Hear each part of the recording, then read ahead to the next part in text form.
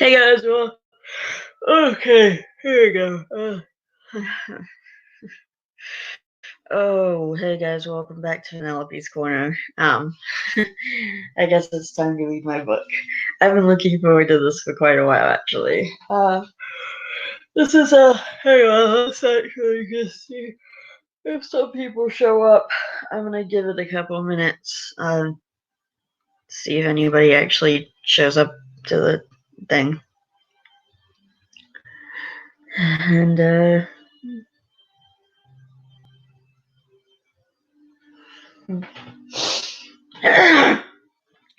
mean, you guys saw that I scheduled this live stream, so you know that this was a thing. So I'm just gonna see if anyone shows up. Even Nathan.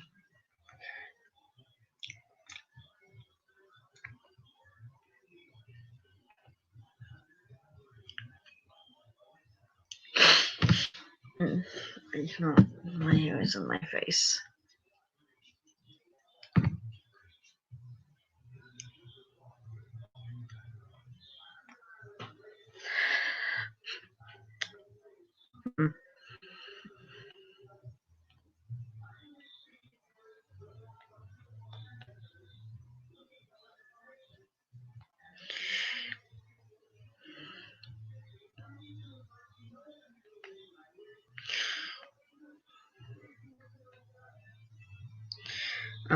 I told Nathan that I was scheduling this thing for today specifically so he could be here. So hopefully he shows up.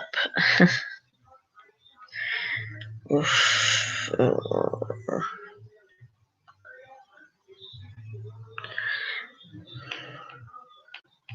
Alright. I don't know, maybe he's sleeping because he was literally up for 24 hours.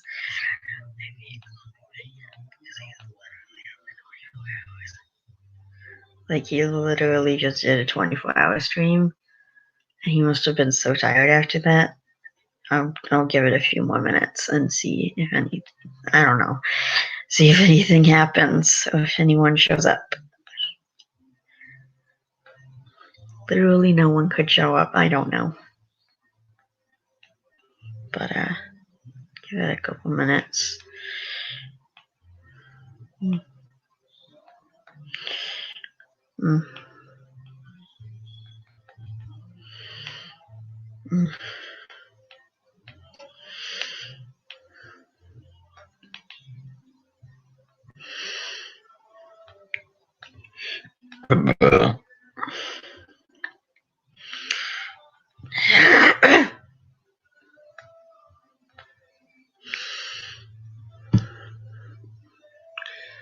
Also, my live streams have been doing this thing where after I post them, they haven't been showing up for a really long time, and I'm not sure what that's about. And Nathan was suggesting that maybe they just take a long time to render, but that doesn't make very much sense because when I've done live streams in the past, they've shown up right away. So I don't understand why suddenly this is a problem. I don't know, maybe it's because my live streams are longer. I mean, like, Nathan and I were talking about him watching my videos and stuff, and he was like saying that, oh, most of his videos are only a couple minutes long, but my videos can literally go on for hours. I mean, he's got a point. Like, I literally just read The Experiments of Twilight Sparkle, and the live stream was so massive that I literally had to split it into 2 parts. Like, I could not fit it into one part. And then of course I had this one, which once again I had to split into 2 parts because I did a 45-minute vlog. And then of course there was the talking about the coronavirus and reading stories. Once again, had to be split into 2 parts. I think in the last couple weeks I've made like 3 different streams that had to be split into 2 parts because the live streams are literally so massive that the content cannot be contained in one live stream.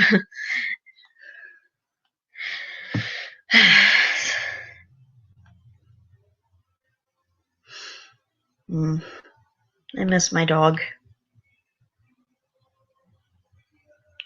Nathan, are you coming?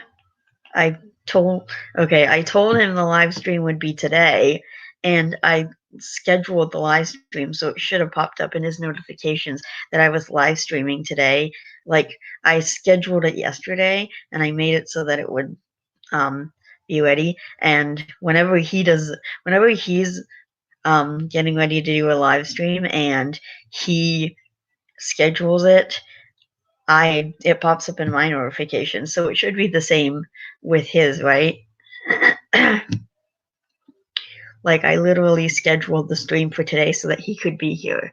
So hopefully he actually shows up. And I scheduled the stream, so he should have known since yesterday that it was going to be today at 4 o'clock.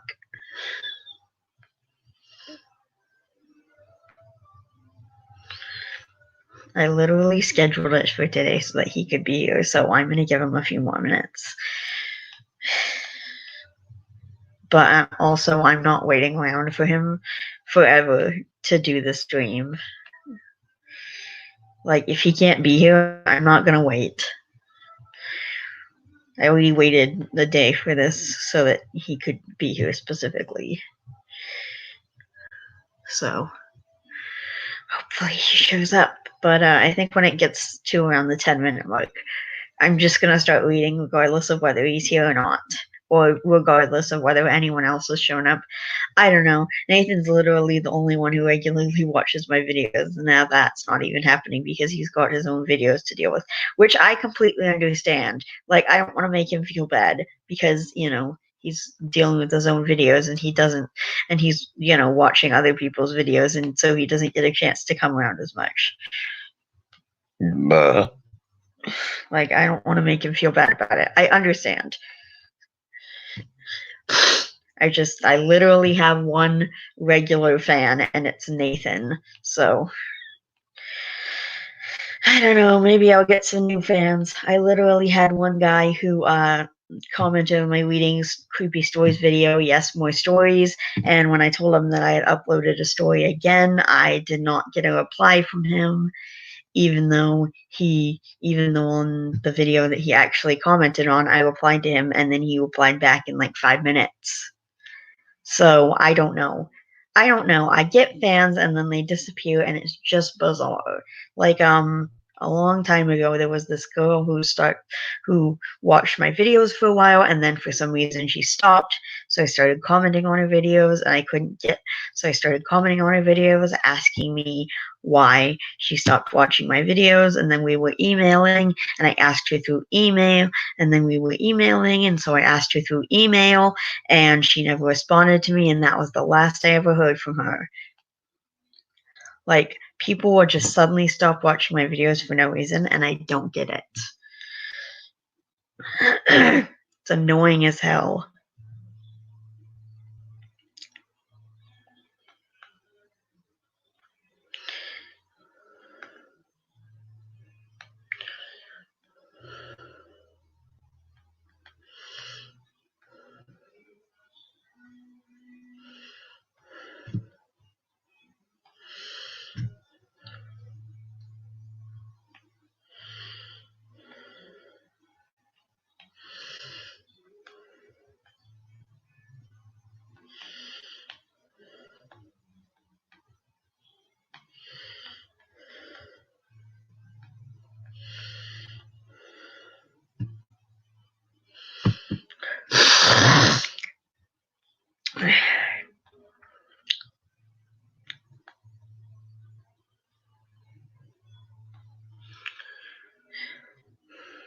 Come on, Nathan.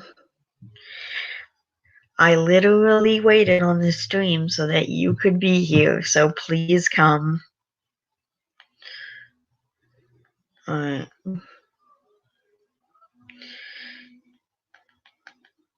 I'll give him a couple more minutes, but this is kind of getting long. Like, listen, it's kind of rude for someone to just suddenly for someone to watch your videos for a while and then suddenly stop watching them and then just never talk to you again and not even tell you why. Like, I literally asked her like 30 times, and I know she was getting my messages, but she never responded to a single one asking why. She responded to my other messages, but she wouldn't respond to asking, but she wouldn't respond to me asking her why she stopped watching my videos. It was really, really rude.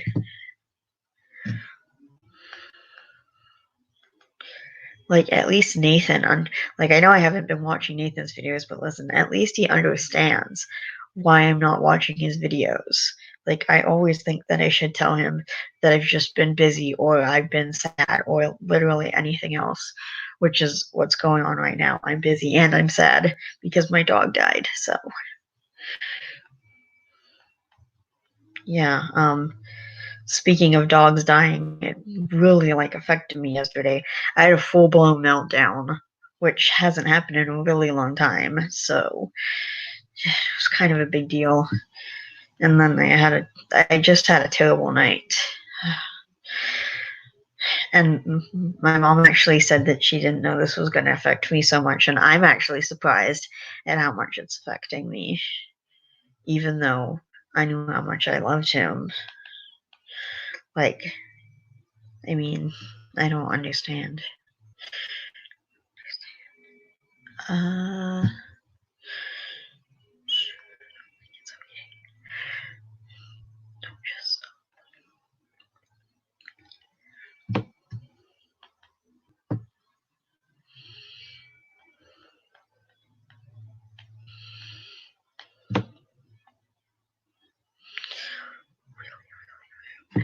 It's just really. I think it's just really. Okay, once it gets to the 15-minute mark, I'm gonna start reading, and he can just watch this later. This is like, I literally scheduled the stream so he could be here, and I don't understand. I don't know. He asked me to wait for today. He asked me to wait and do the stream today so that he could be here, and now he's not here, so I don't know what's happening. I don't know if he's sleeping or literally what's going on. I'm gonna message him on Facebook. I added him on Facebook so that I can message him. I'm gonna message him on Facebook. It should have popped up in his schedule yesterday, but I'm gonna message him on Facebook and see if maybe I can get him to come. Maybe if I message him on Facebook, he will. Okay, it says he's active now, but I don't know. So I'm just gonna message him and see if he's gonna show up or what.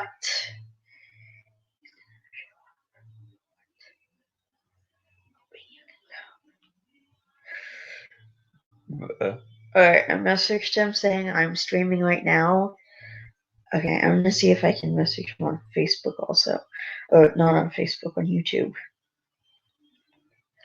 I know I shouldn't message him on. I know I'm not supposed to post these things on YouTube. Okay. I know I'm not exactly supposed to post on YouTube, like asking, like promoting myself, but I think if I post on my own video that it shouldn't be a problem. So, okay, I messaged him. Okay, so I replied to his comment on my last video saying I'm streaming right now, and I also messaged him on Facebook. So hopefully, he will get one of those messages. I'm gonna keep waiting for him and see if he shows up or if he even like responds to me. Because it says he's active on Facebook, so he should get my message hopefully. And if not, usually he gets my messages pretty quickly on YouTube. So I'm gonna see if he's gonna respond to my messages or show up or literally anything.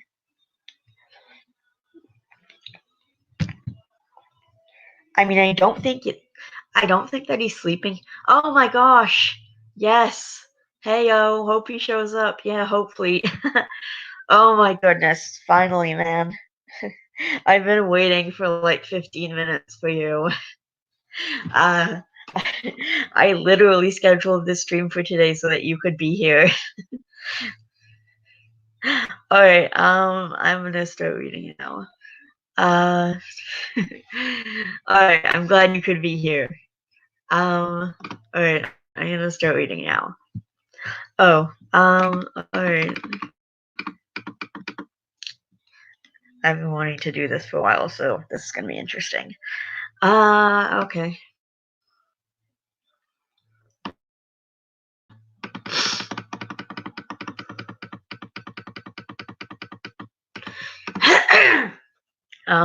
Chapter 1. Harvey Wixton was a killer, a cold-blooded killer. Whenever he itched to kill, he would go out on the town and see whose mind signal seemed the most promising. His favorite pastime was using his powers to scare the hell out of people. He was born in Almont and had been living there pretty much all his life. He loved the town. It was 3 in the morning, and he was playing Mario Kart. He didn't need his powers to play the game and didn't use them. It was a skill that ran in his veins. Actually, Harvey didn't really use his powers for much except to scare people and sometimes to catch his victims. Harvey should have been asleep, except that he couldn't sleep. He was much too excited. The first thing he was excited about was his birthday. In 9 days, he was going to be 36 years old. Harvey loved birthdays, or just parties in general. The second thing he was excited about was a kill. There was a kid 2 doors down from him. The kid's name was Mick Henderson. Harvey had been scaring Mick for almost 9 weeks now. He did the usual stuff. He gave the kid nightmares and weird visions, made him hear voices, wrote things on the mirror in blood. He had scheduled the kill for tonight. He'd been locked onto the kid's mind signal all night. As soon as Mick got up, Harvey would make his move. Oh? LOL. Yeah. Wait, I'm gonna post your comment to the screen. Yay! Okay. I really love that picture. That bulldog is he smoking a cigar? Nice. Oh man. I miss my dog. I want him back.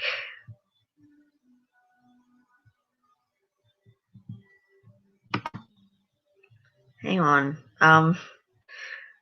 You always ask me which layout I prefer, so which layout do you prefer? 1, 2, 3, 4.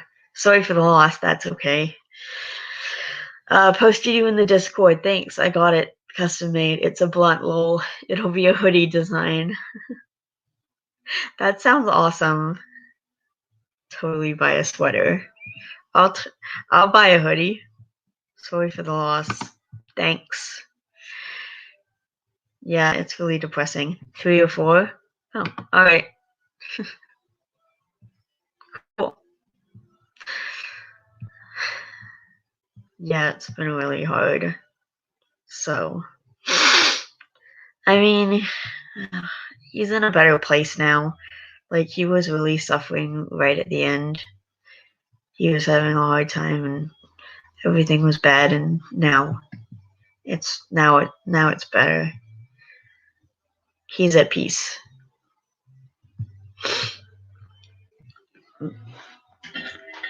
Oh man. Oh.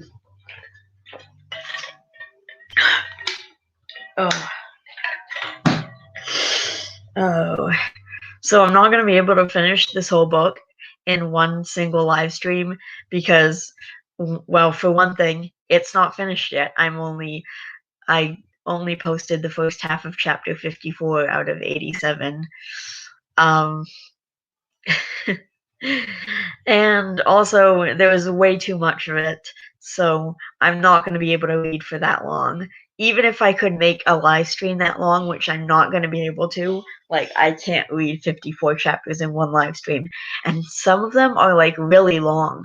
Like, I think my longest chapter was over 14,000 words. It was insane. So, yeah, I'm not going to be able to finish it all in one live stream.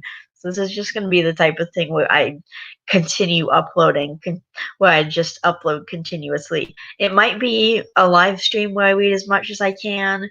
It might be like a bunch of live streams in which I read as much as I can in every one, or it might just be chapter by chapter by chapter, like I did with some other books. I don't know, but I don't think it's all going to be in. I don't think I'm going to read the entire book in live streams. I think I might just post a chapter sometimes when I'm feeling it. But the next video after this is definitely going to be the second chapter of Spike's Rainbow Dash, because Nathan was just telling me that got like over 150 views. Like, I hadn't even gotten a chance to look at the view count, but the other day he told me that it got like over 150 views. So I'm definitely gonna reasonable. Yeah. Yeah. No way I'm going to be able to read for that long, even if I could make the live stream that long. It's like hours and hours. It's going to take me hours and hours and hours to read this. So I'm not going to be able to finish it in one sitting. I am, however, going to read as much as I can in one sitting. So the first 12 chapters or so are pretty short. And I think a few of the chapters after that are also pretty short. Gets a lot. It gets like longer after I think the 13th or 14th chapter. So things get longer, and I started posting longer chapters. And for the second book, the chapters are gonna be really, really long for the second book. Because I've changed the amount that I post in each chapter. In this one, I kind of post less in each chapter, but in the sequel, I'm going to be posting more in each chapter. And yes, there's going to be a sequel. There's going to be at least 2 more books after that. After this, I'm planning for an entire series. So I hope you guys enjoy. It became your second most viewed. 150 is really good for your channel size. Yeah, I didn't know until you mentioned that, because I hadn't gotten a chance really to look at the views. I just hadn't bothered to look at the views yet. But like, when you told me it got 150, I was like, wow, definitely got to post the next chapter of that. And it is a chapter book, so it has like a bunch more chapters. So yeah, I'm definitely gonna try and read it a lot more frequently, like once or twice a week. I already had the next couple videos like scheduled. I already knew what I was gonna post for the next couple of days, and this was something that I really wanted to post. So I was really interested in this, and I really wanted to post it. But like pretty much right after that, I was gonna read the rest of I was gonna read the next chapter of Spike's Rainbow Dash, since you said it got so many views. Because you're right, when something gets that many views, you should really do more. You should really do more of it. So maybe My Little Pony fanfics are gonna be my new thing. I mean, I posted My Little Pony fanfictions before, and they've never got nearly that many views. So I don't know. Maybe it's just this particular story that I'm reading. Maybe it's the characters. Maybe a lot of people ship Spike and Rainbow Dash. I don't know. To be honest, I'm more of a Spike and Rarity shipper, and Rainbow Dash and Pinkie Pie also. Like, I never thought of Spike and Rainbow Dash as being a couple. I mean, it's a cute idea, definitely, but I prefer Spike and Rarity and Rainbow Dash and Pinkie Pie as couples. Or Rainbow Dash and Fluttershy. I mean, you can have more than one shipping for a couple, right? That's why I have 2 kissing vids, lol. Right. Kiss, kiss. Kiss, kiss, bang, bang. Oh, are you still with that girl that you were with? I mean, I'm assuming you are. You guys have really good chemistry.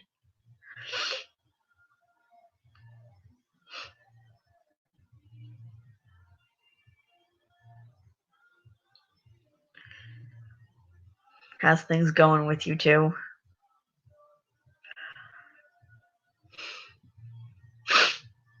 Ugh. I don't know why I'm a little bit sick. It's not the coronavirus. I think it's just like a little bit of a cold, but I'm a lot more sniffly than usual, so I think I'm feeling just a little bit sick right now.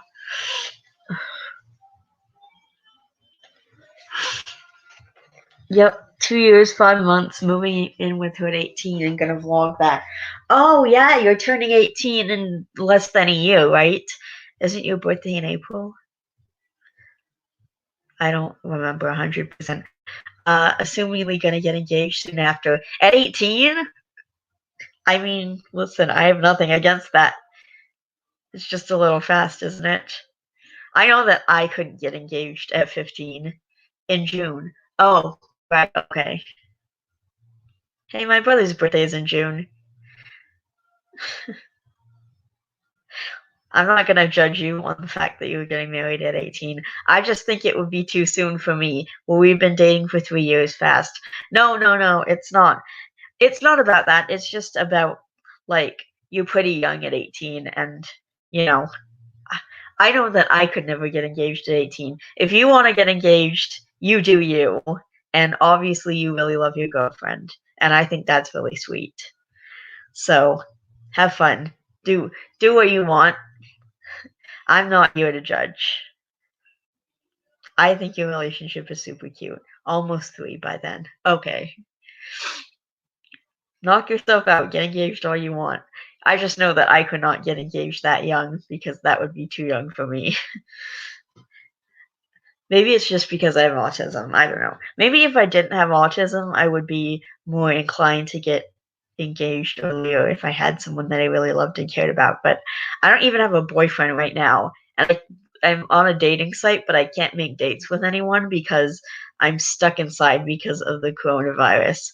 I'm young, but most people can't keep a relationship at 18 is why. Okay. Like I said, do what you want. I think your relationship is cute, and it's really sweet that you love each other enough to know that you want to move in and also get engaged at this time.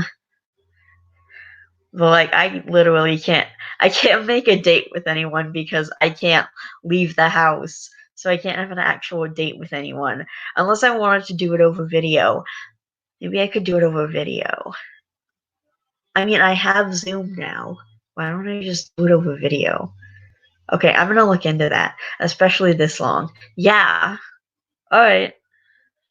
Well, I wish you both the best of luck and all the happiness in the world.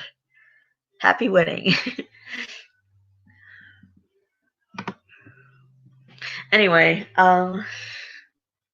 yeah.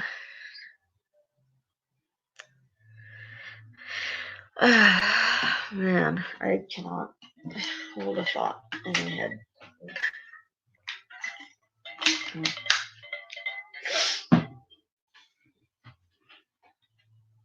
You got plans to binge the vids anytime soon? You'll enjoy them more rather than just prank calls. Yeah, hopefully sometime soon. And I know I see that like all the time. But I don't know, hopefully soon. I don't know. It depends like what I'm doing cuz I want to try and cuz I've been uploading every day cuz of what I'm dealing with, and that really takes a lot out of me, and I've also been working on my book whenever I can. I think I deleted so much. You'll start from the beginning. Oh, okay. Thanks. My style changed a lot. I regret deleting, to be honest. Well, you can learn from that for later. I, I, I've definitely deleted videos in the past that I regretted, but it's a learning experience, you know. So,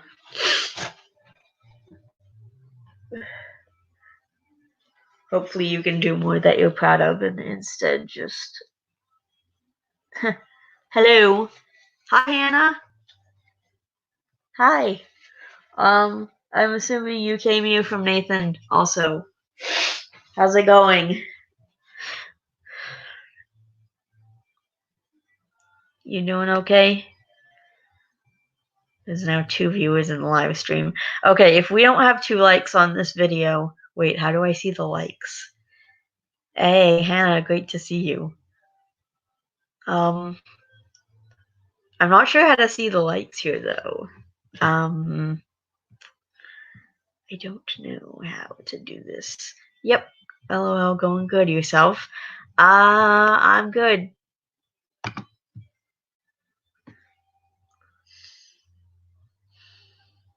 Thanks for asking.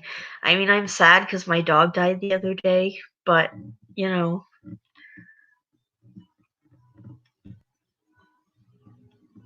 Private chat. What is this? What, I don't know how to do this. Wait. Comments? Can't on StreamYard open another tab. Well, can't what? Open another tab. Okay.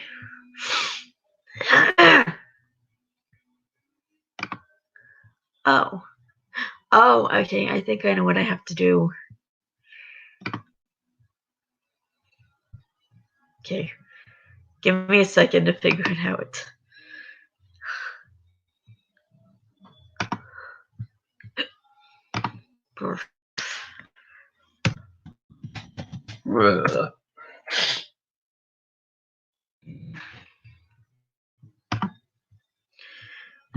Alright,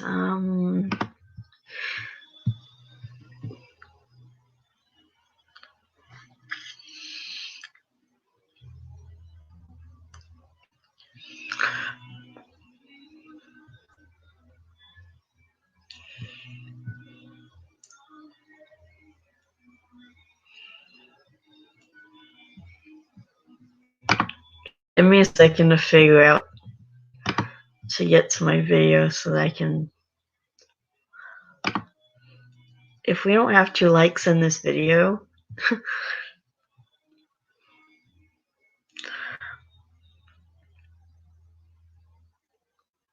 oh my gosh, there's 4 likes. Okay, I don't understand how that's possible. There's not even that many people watching. There's literally only 2 people watching, and somehow there's 4 likes on this video? I don't get it. Well, either way, that's great. It's already been half an hour, and I've literally only read for like 3 minutes. Alright, well, I hope everything's going good with you, Hannah. I'm glad to hear that. Going good. Okay, great. I'm gonna add your comment to the screen. I hope you don't mind. Okay. Let's read a little bit more. Hang on. I gotta get back to the place where I was at. Mick's house was big. Along one wall of it was the cabinet his parents had placed there for the son's accomplishments. There were things Mick was proud of. At age 12, Mick had beaten his dad at Monopoly. Mick was student council president last year. Mick was 15. He woke up at 3:30 in the morning. It was his parents' anniversary, so they had gone to a hotel on Friday evening and would be coming home on Sunday morning. Mick was left to take care of himself. He got up to get a Pepsi. It was his first night alone, and he was having fun, until he heard a voice. Hello, Mick. Mick spun around. There was a man standing up against the wall. Hi, said Mick. My parents are out of town, so if you're going to rob the place, start with their room. That's where all the good stuff is. Well, it's good to know he would help a robber rob his house. Harvey stared at Mick with genuine interest. Then he said, I'm not here to rob you. Good, because I wouldn't have let you. I know karate. I'll probably just put you in a stranglehold or something. Okay, I'm going to my room to call the police now. Mick played it cool, but his mind signal told Harvey he was scared shitless. Harvey followed the kid and tried to scare him some more. I put a karate instructor in a death grip when I was 8. I killed a teacher when I was 10. You don't even want to know how many people I've killed. I probably don't, said Mick casually, even though Harvey could tell that his play was working. You sure killing all those people is something to be proud of? He said it the way a 6-year-old might invite one of his friends to the arcade after school. Yup, I'm sure, said Harvey. Okay. Did you ever beat your dad at Monopoly? No, but I beat him at Mario Kart a lot.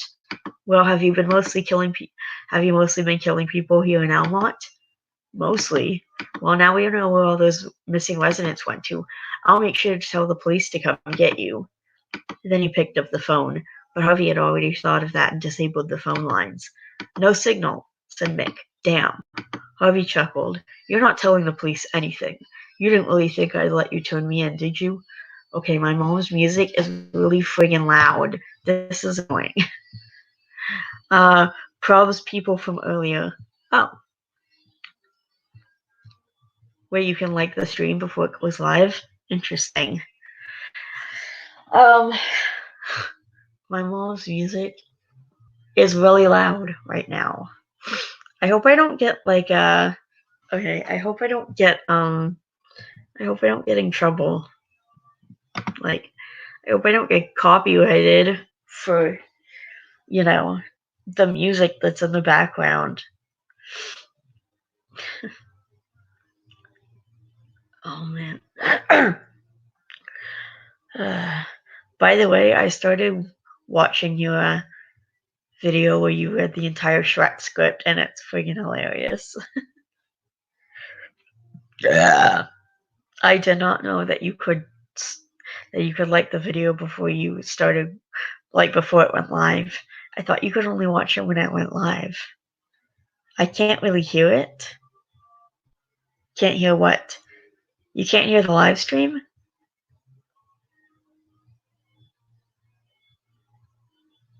I'm gonna do more script feeds, lol. Yeah, maybe you can do the SpongeBob scripts before I get to it first. Like at this point, I'm gonna get to it first. The music. Oh, okay. Okay, maybe I won't get in trouble then. I just know, to me, it sounds loud. Yeah, you can like it before live. That's why premieres are great.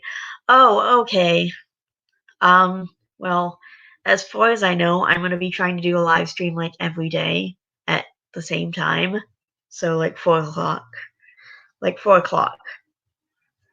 Unless my mom needs to get into the office or I don't know, something else is going on. And tomorrow's live stream is gonna be reading Spike's Rainbow Dash, so I'm really excited about tomorrow's live stream. Yeah, but at this point, I'm gonna get to the SpongeBob scripts first, so you better read them before I get to them. But people were literally requesting the B movie the other day, and they were doing it because I think it's like a meme. I'll tune into the best ones and most important ones. I'm a busy person, lol. That's fine. Listen, you can always watch it later, and you don't have to. You don't have to watch anything that you don't want to watch. I don't want to pressure you. I'll do B movie next. Don't have plans for streams yet, especially after my 24 hours. Oh yeah. I mean, you're probably really tired. It is lol. Huh? Okay. I'm not really under. I don't understand. I think maybe you said some. I think maybe I said something that I missed or that I forgot about because I'm not 100% sure what you're responding to there. So.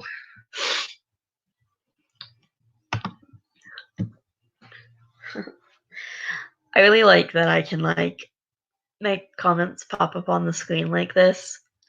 Like I saw you doing it in your live stream. It is a meme. Oh, yeah, it's a meme.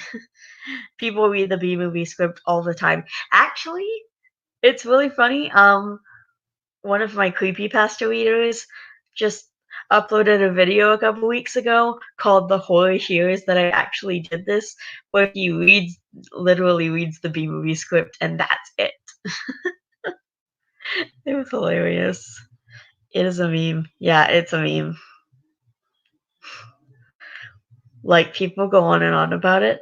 So many people read the freaking B movie script. It's hilarious.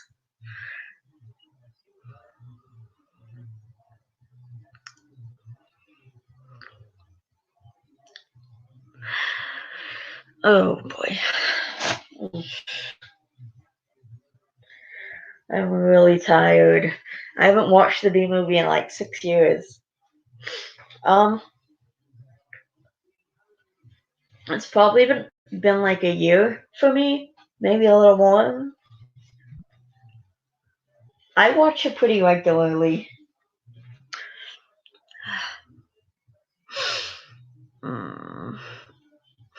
Laughing, crying face. Same, and then with Shrek, had, since I loved hence I loved reading it. I want to watch Shrek 2 soon, and then 3. Oh yeah. Have you even seen the sequels yet, or have you just not seen them in like a really long time?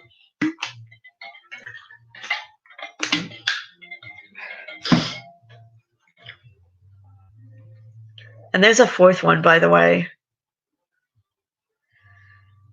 I don't know if you knew that, but there's a fourth movie. Sorry, Hannah, I'm replacing your comment with Nathan's newest one.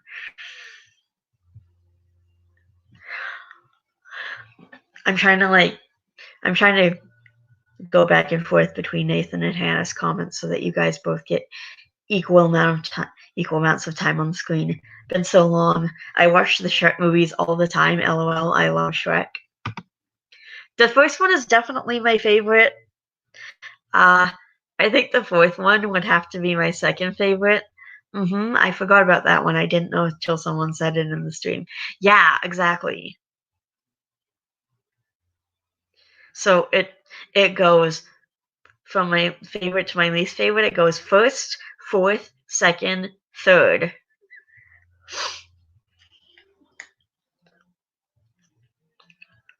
The third is like my least favorite of all the Shrek movies. The first and fourth are pretty close. They're both really, really good. I love them.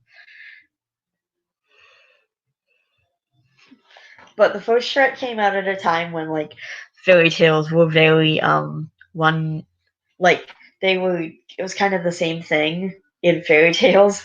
So having that concept flip was hilarious. Like they made fun of Disney a lot, and I thought that was hilarious because I love Disney so much in the moment.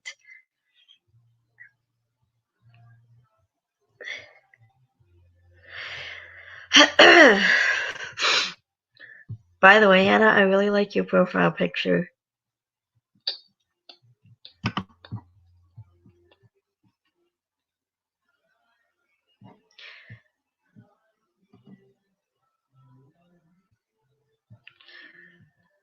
What's your favorite Shrek movie?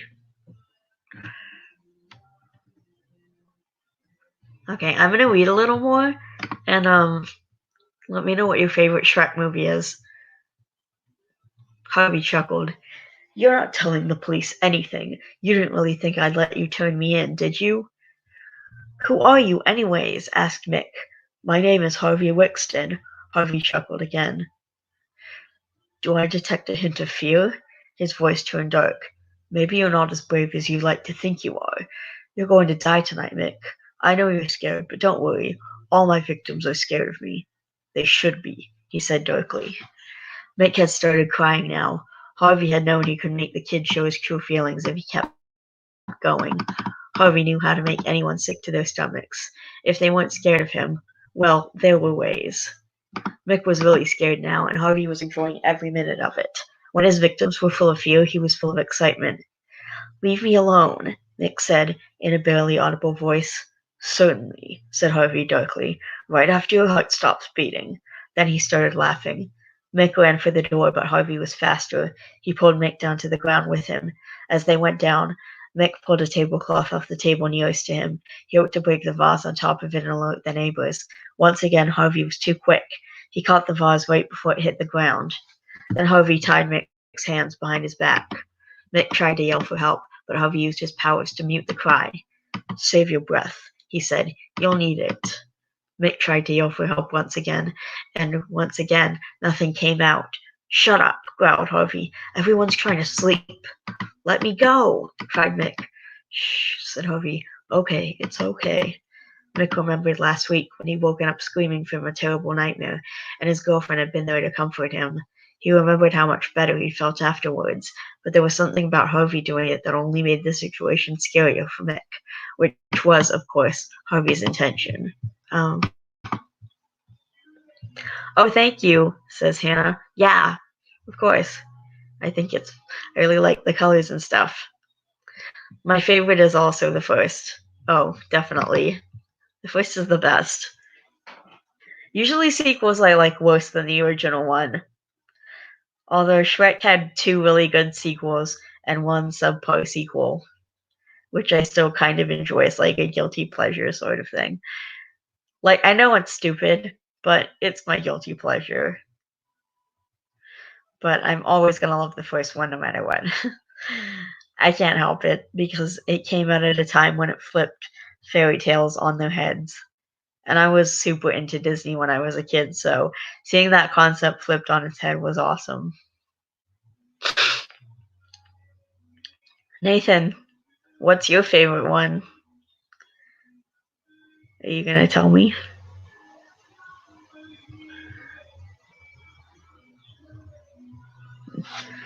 Alright. Mick started fighting for his life.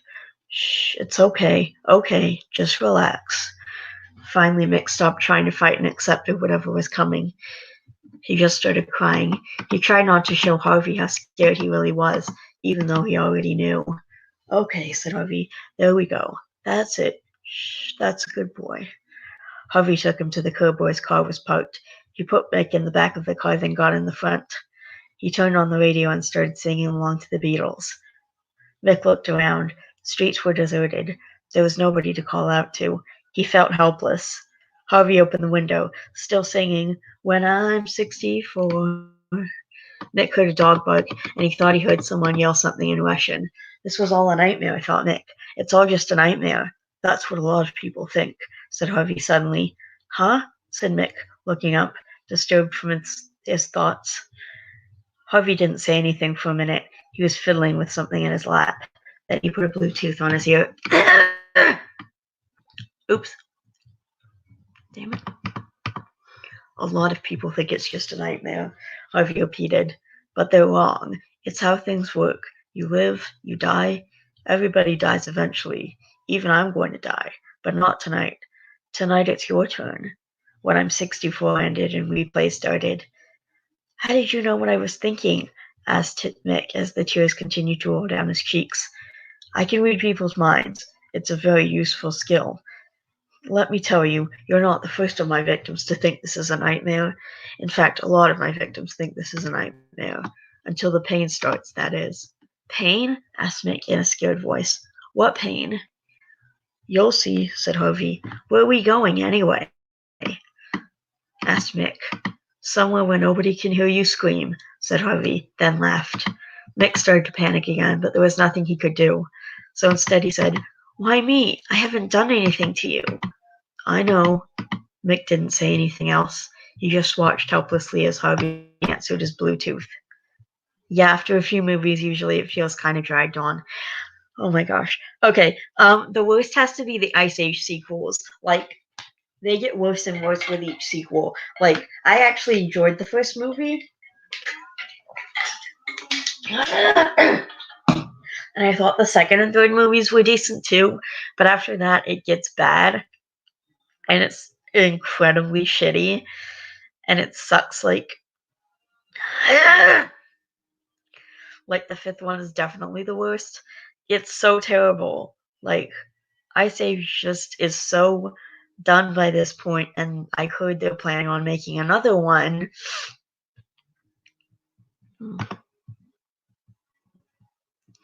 So, not excited about that. Although I'll probably still be in the movie theater to see it because I still enjoy the characters. Total money grabs. Toy Story 4 was bad. Okay, we can't be friends anymore. Toy Story 4 was bad. Yeah, yes, definitely the Ice Age movies, they should have stopped after like 3.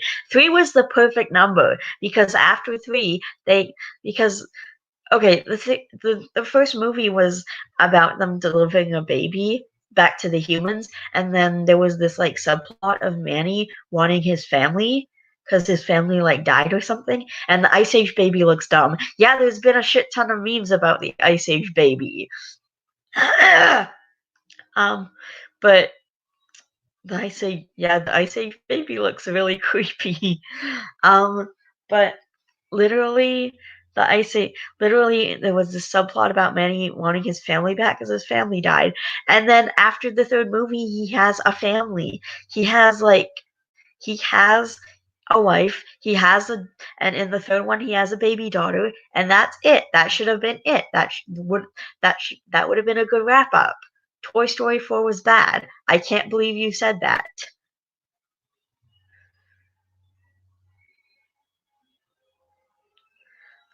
Listen, I don't agree with everything in Toy Story 4, especially the ending, but I don't think it was bad. I really enjoyed it. It came out in June, so you guys know I like to go to the movies on my birthday, and so so I last year it was for. I haven't seen Toy Story 4. You should see it. So last year in June, it came out in June, and I really wanted to see it, so I asked my mom to take me to the movies like a month early for an early birthday movie, and so we went early to see Toy Story 4, and we saw it, and it was really, really great, and I really enjoyed it so much. Like, I had such a fun time. I didn't agree with the ending really, but like listen. Don't get me wrong. I still think Toy Story 3 was a great wrap up to the series. Um, and I'm not 100% sure if I agree with them making a fourth one, but the fourth one that they did make was really, really, really good. And I really enjoyed it, and I really enjoyed Forky. I really enjoyed seeing my favorite characters again. I just loved it. I loved it. The ending was maybe not the greatest and also very confusing given what we've come to know about Woody, but I loved it. Oh my gosh. I can't keep talking for this long. Oh boy, okay. Toy Story 1 to 3 were great. I watched the fourth with my girlfriend. The first 5 minutes gave me hope. The magic of all three Toy Stories is the word Toy Story, not just Buzz and Woody. So I think let me know if I'm misunderstanding what you're saying here, but it's it's that Buzz and Woody went off on their own and like stayed with Bo Peep or something. Like that's so your problem was with the ending. I could be completely misunderstanding you. I don't know. Uh, Let me know if I'm because there's probably a large chance that I'm misunderstanding you, but I think you also had a problem. Oh, Buzz and Woody was the main focus. Buzz was dumbed down. Meanwhile, in the second movie, he saved Buzz. The ending makes no sense because all three movies, it's about Woody being loyal to owners. Okay, I agree with the last part. Felt like a normal Pixar movie because of lack of focus of all the characters and all toys, which loses the magic of all Toy Stories.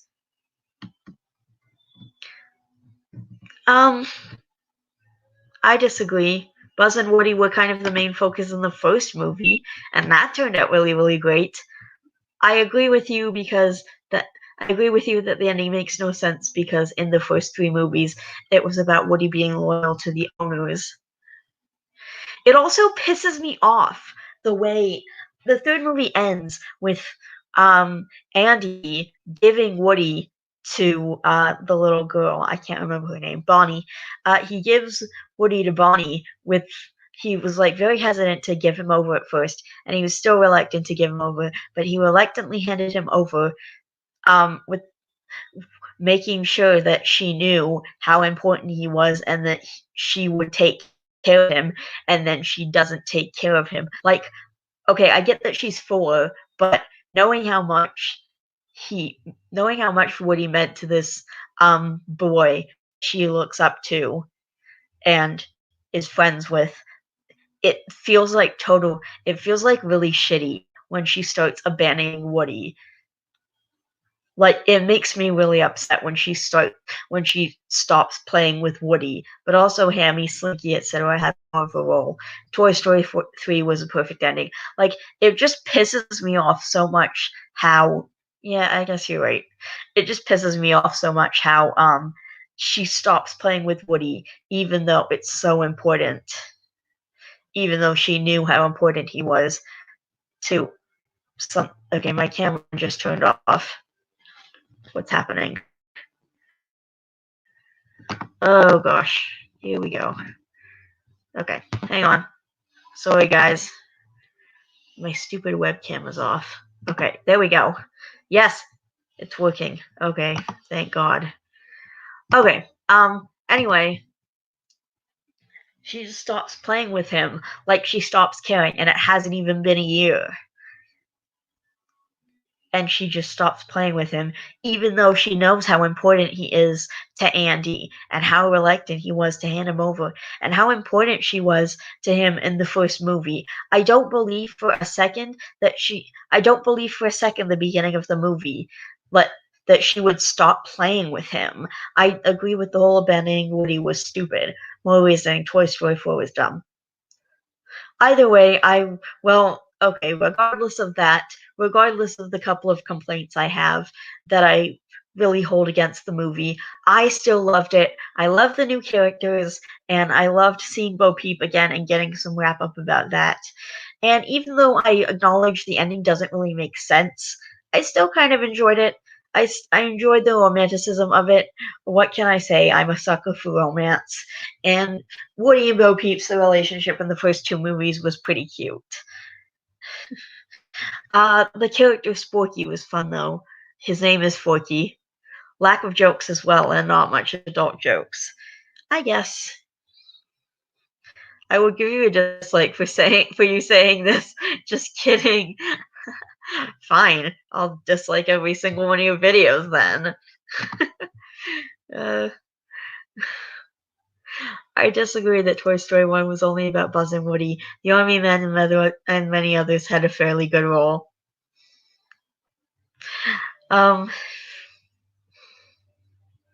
Okay, one thing I didn't understand about Toy Story 3 that kind of bothered me is when they're in the classroom and Mrs. Potato Head is like, "Oh, my other eye! I can see inside Andy's room. He's looking for us." They didn't believe Woody before, so why do they not believe Woody, but they believe Mrs. Potato Head? And by the way, Woody's been around longer than Mrs. Potato Head, so they should understand that he wouldn't lie to them and that he would want to keep them together and that he would want the best for them. Like they've been with them for like, I don't know, 12 years or something. So why didn't they just listen to him? And why did they believe Mrs. Potato Head but not Woody? That didn't make any sense to me. This is just become an interacting with the fans live stream / vlog where I just like interact with and talk to you guys because I've literally only read for like 10 minutes. But yeah, it just bothers me that they don't believe Woody, even though he's been around longer than Mrs. Potato Head, and for some reason they suddenly believe Mrs. Potato Head. Oh.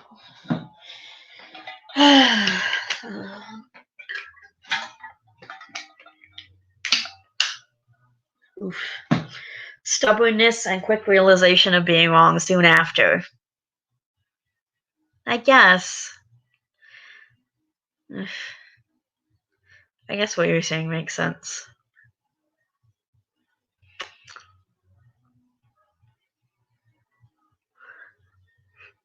This has literally become an interacting interacting with you guys thing instead of me reading a book thing.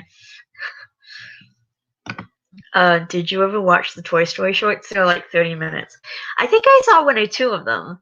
I can't remember really, but I do have a Disney Plus account, and I'm pretty sure the Toy Story shorts are on there. Hang on, I can actually look right now. My favorite is the Halloween one. Cool. Interesting. Alright, I'm gonna quickly look at my Disney Plus account because I think they have the Toy Story shorts on Disney Plus. I pay $9 for this account every single month. So, and they have like a ton of content on there. Toy Story.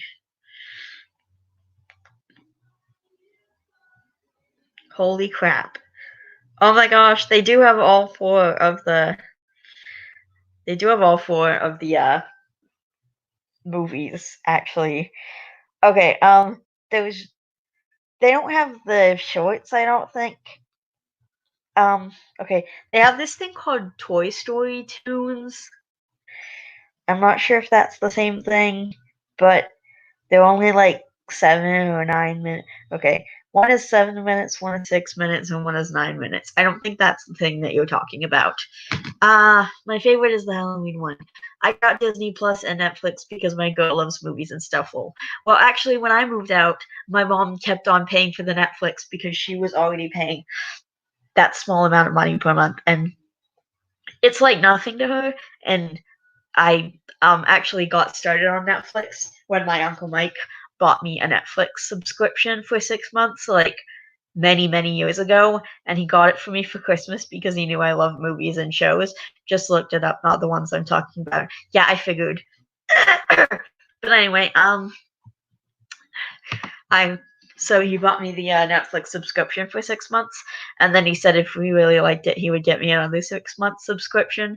And then that went on, and my mom just continued on paying because me and my brother were like watch stuff like all the time, like every single day we were on Netflix.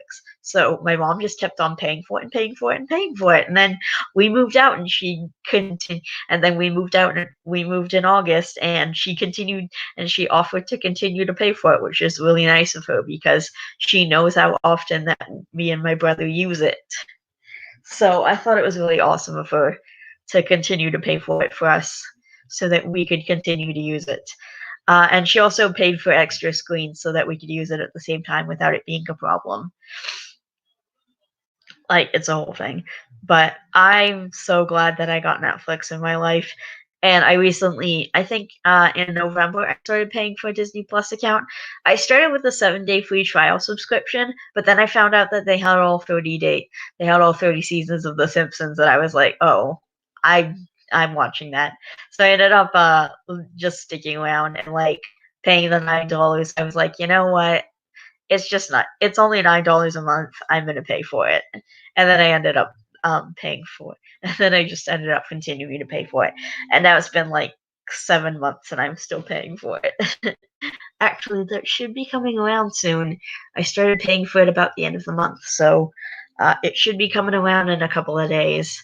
My my payment for the Disney Plus subscription, because if I don't pay for, because I have to make sure I have the $9, because I started paying for it at the end of the month, so I just have to make sure that I have $9 at the end of the month that I can give to my Disney Plus account. Because if I don't pay the $9, it's gonna get deactivated, and I'm not gonna be able to continue watching the stuff that I love to watch on there.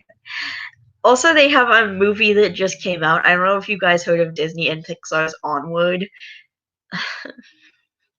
but it was really good. Me and my mom watched it on demand a couple of weeks ago when it came out because it was an early release because, well, theaters are closed, so they just put it out on demand because theaters were closed. And it ended up on demand, and then me and my mom just watched it because I was supposed to go to the theater to see it, and then obviously I couldn't do that because my theater closed down like a few days before I was supposed to go see it, so I couldn't.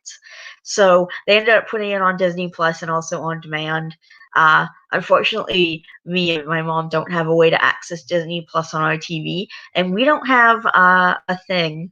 We don't have like a Chromecast because we can't plug a Chromecast in our TV. Oh, I heard of Onward. I want to see that, but I don't have Disney Plus. Lol. Well, if you have Bell on Demand, it's on there.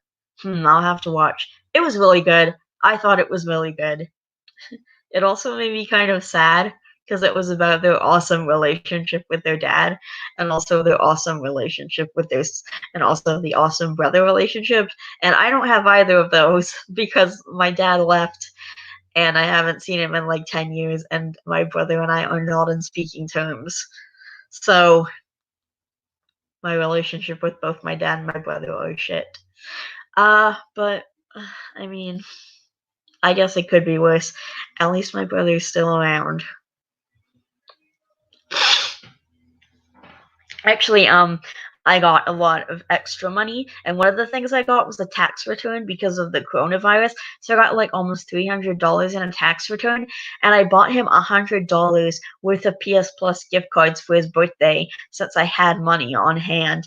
It'll probably make me sad too because my family situation is whack. Are you from the 90s? Did you time travel here? I'm I'm just kidding. But I'm sorry your family situation sucks. I mean, at least I have an awesome relationship with my mom, so I'm really lucky in that, but I'm really sorry that your family situation is shit. But whack is such like an 80s and 90s word. Anyway, I also need to watch Frozen 2. You should definitely watch Frozen 2. It's awesome. It is awesome. And I think it's also available on Disney Plus to watch for free. So, enjoy.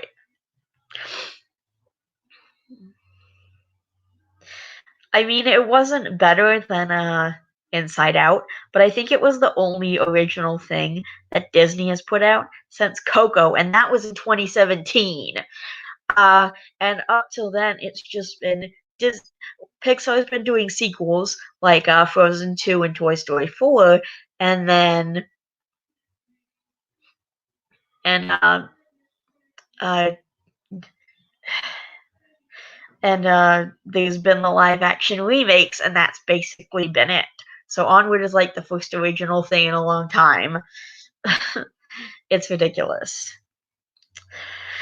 Um, so I hope they put out more original stuff. I know they're planning a movie for later this year called Soul, so hopefully I get a chance to see that one in the theaters because I was really bummed out that I didn't get a chance to see Onward in theaters. I would have loved some movie theater popcorn with it, but just didn't happen. Oof. Anyway, I haven't seen Frozen 2 either, but I can watch it whenever. Yeah, exactly. Okay.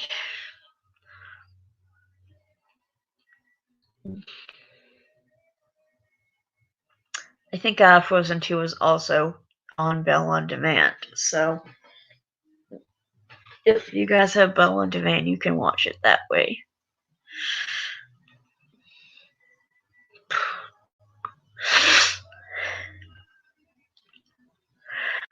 Oof.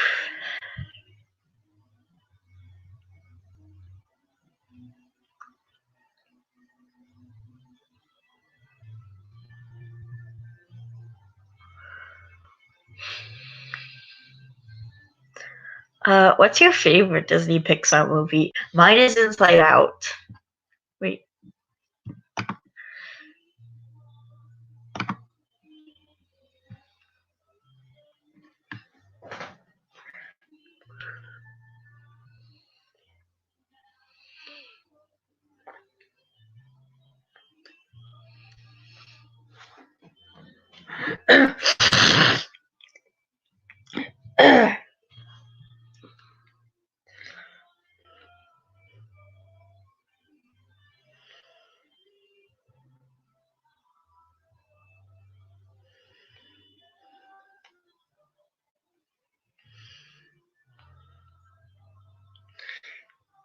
I also like Up. Have you guys seen that? I thought it was so good. A lot of people say like the first 15 minutes is amazing and it's the best part of the movie, but I actually really love the rest of the movie too. Like I don't agree that it was just the best part of the movie.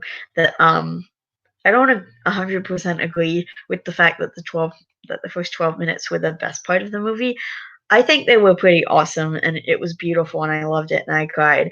But I also think that the rest of the movie was really awesome. I love all the colorful characters, especially the freaking dog. And I just love it. I love all of it. And I especially love the relationship with the old guy and the little boy. That sounds wrong if you hear it out of context. Because, well, you guys know why.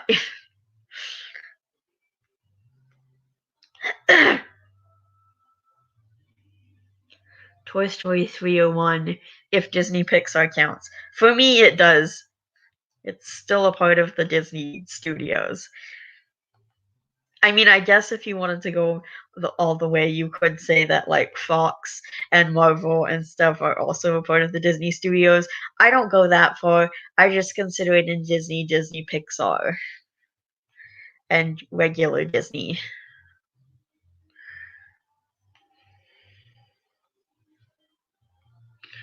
Mine is Monsters Inc. Oh, I love that. I really like that one. I wouldn't say it's my favorite. Uh, definitely still Inside Out. It's definitely really, really good. Like, it's probably my top 10 best Disney movies. Been a while, but yes, now I'm in the mood for movies. Might take another lazy day from tomorrow. All right, do what you want. Marvel is also so different as well. I agree. Yeah, that's like all the superhero live action stuff. Like I'm talking about actual Disney. Oof. I need to rewatch those too, Hannah. Yeah, I wouldn't put Marvel with Disney.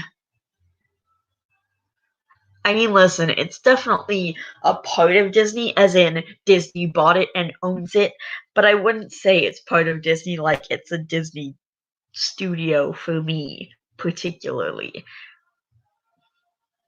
I mean, Disney owns The Simpsons, but I wouldn't say it's a Disney show. Disney owns Doug, but I still consider it a Nickelodeon show.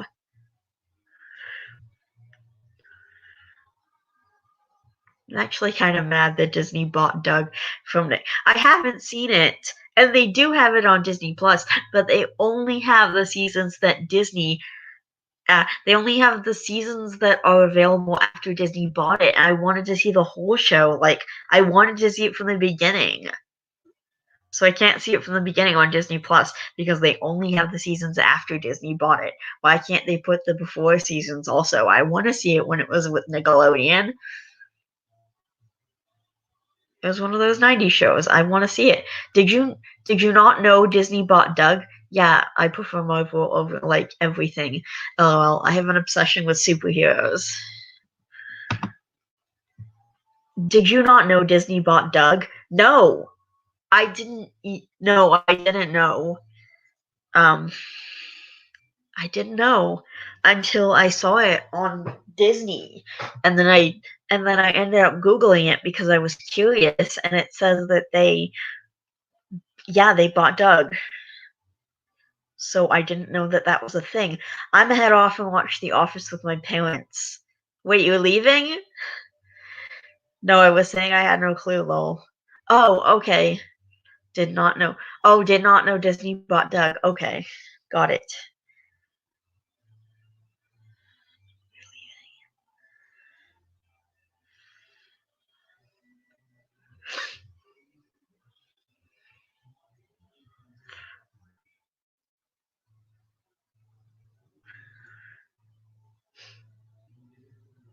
All right, bye, I guess.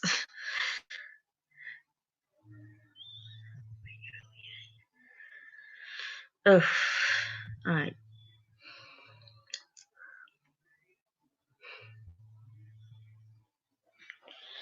I'm still so tired. I did not have a good night last night.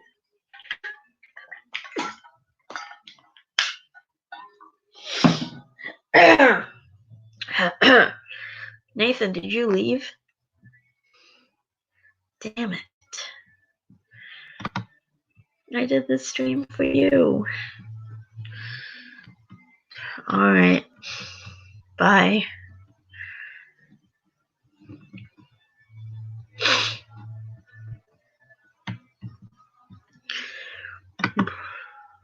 Live viewers. Yeah. One. Wait. Oof. Oh man.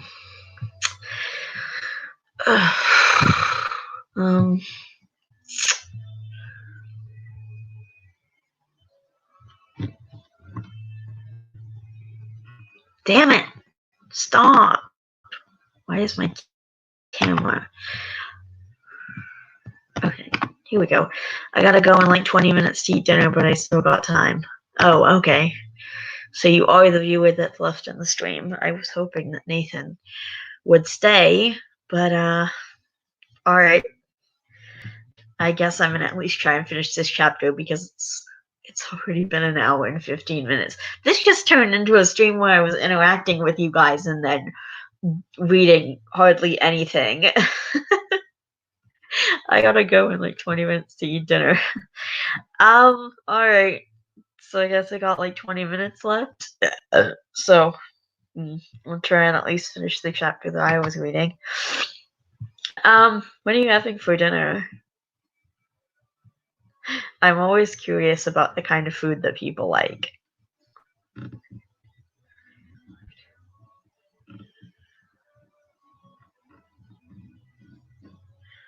I'm a big foodie, so I'm always curious about food-related questions.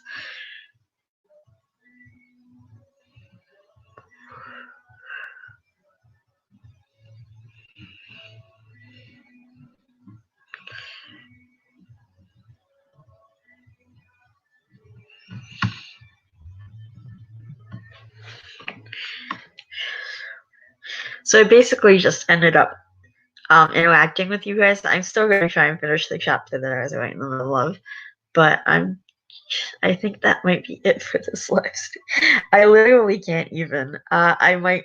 Okay, maybe I can finish another chapter. Actually, I don't know. I might keep the stream going after people leave, and they can just come back and watch the rest of it because I haven't even got through an entire chapter yet, and I've been on here for a ridiculous amount of time, and I've only done like 10 minutes of real actual reading. So I'm just gonna go on and do this for as long as I want, and people can just come back later. We're having roast beef. Oh, okay. Sounds good. And mashed potatoes, corn gravy. It's one of our classic Sunday dinners. Lol. Ooh, can I come over? That sounds delicious. I love mashed potatoes and corn and roast beef. Not so huge on the gravy, but do you have a fancy gravy boat? I'm just gonna continue doing this stream for as long as I want, and you guys can come back later if you want.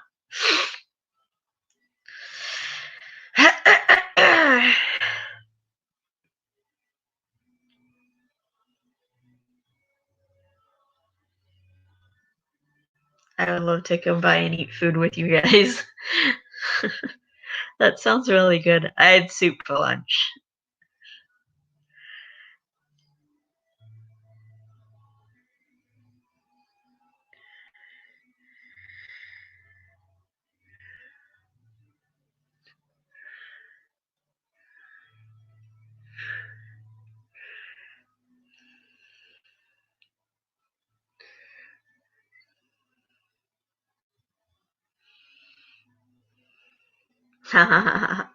Yeah, thanks.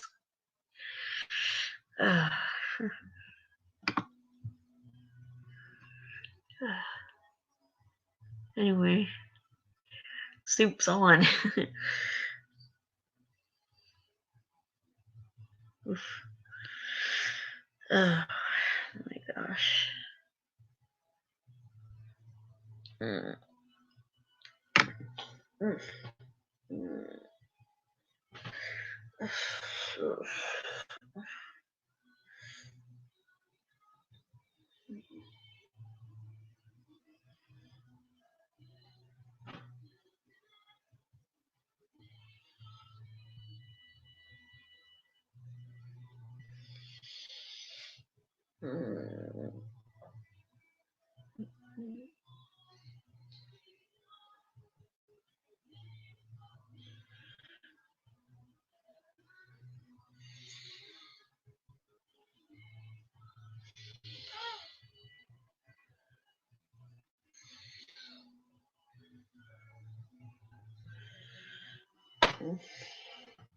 Oh. Oh, I just want to go back to bed and sleep. Oh,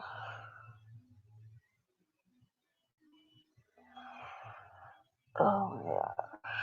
I, I'm tired. Oh.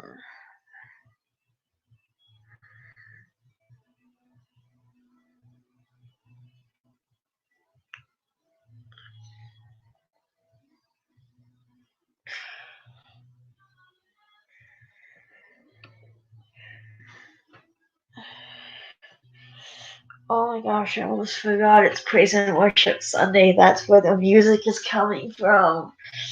Uh, it's all like Christian music because it's Praise and Worship Sunday on Life 100.3. I am so tired. I'm just having a hard time focusing. Oh, I'm gonna try and finish this chapter. Let's try and see if we can finish. Mick didn't say anything else. He just watched helplessly as Harvey answered his Bluetooth. Hello, said Harvey. Oh, hey, Frank. You are? Oh, well, that's great. All right, I'll see you there. Okay, bye. Then he hung up. Oh, perfect, said Harvey. Here we are. They went an abandoned place.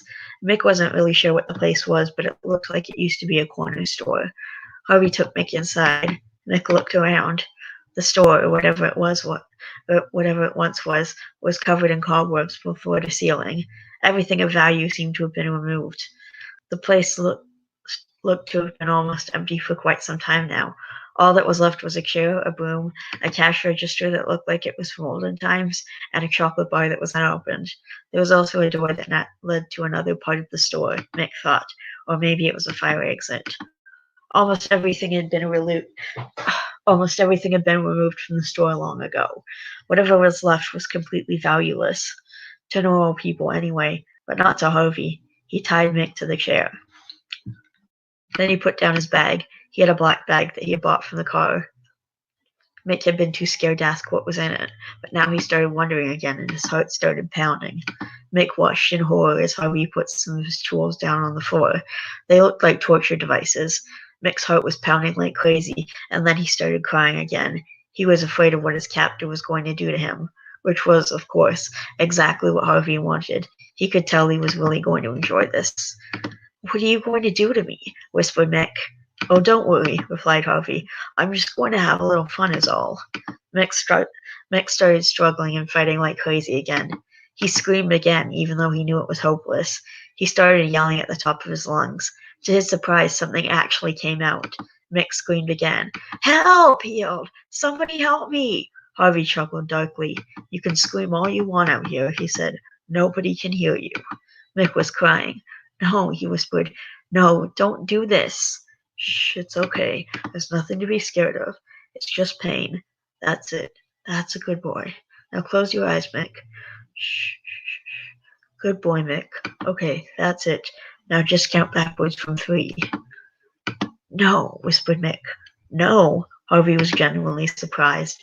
When Harvey had his victims tied up and they realized they couldn't get out of the situation, they usually just cooperated. Please don't do this. Just let me go. Please. Harvey sighed. Fine, he smiled, and Mick could see the darkness in his eyes. If you won't count, then I will.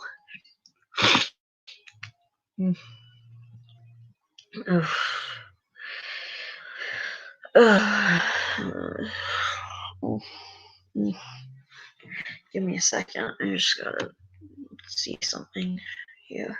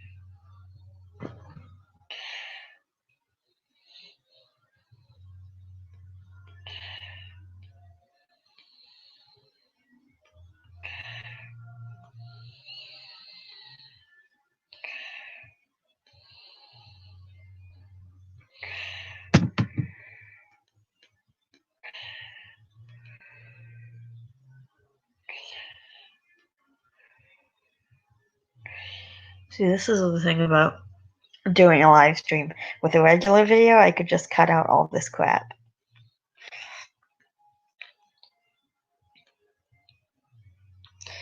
But also, I wouldn't be able to interact with you guys, and I really, really like interacting with you guys. So I'm glad that I'm glad that I'm doing a live stream. I'm glad that I do live streams, like sometimes.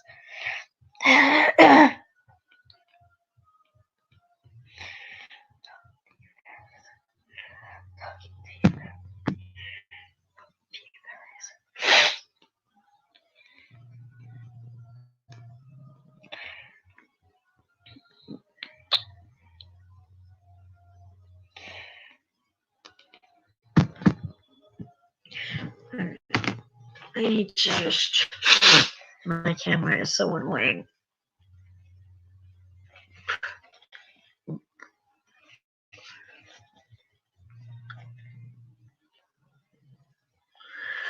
Oh, I'm sorry. Hang on.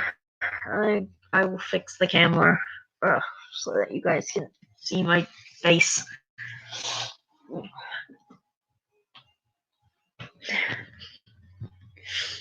Hang on. Let me fix the camera. Oh, okay. Good. Okay, I think I fixed it. There we go. I fixed it. Alright.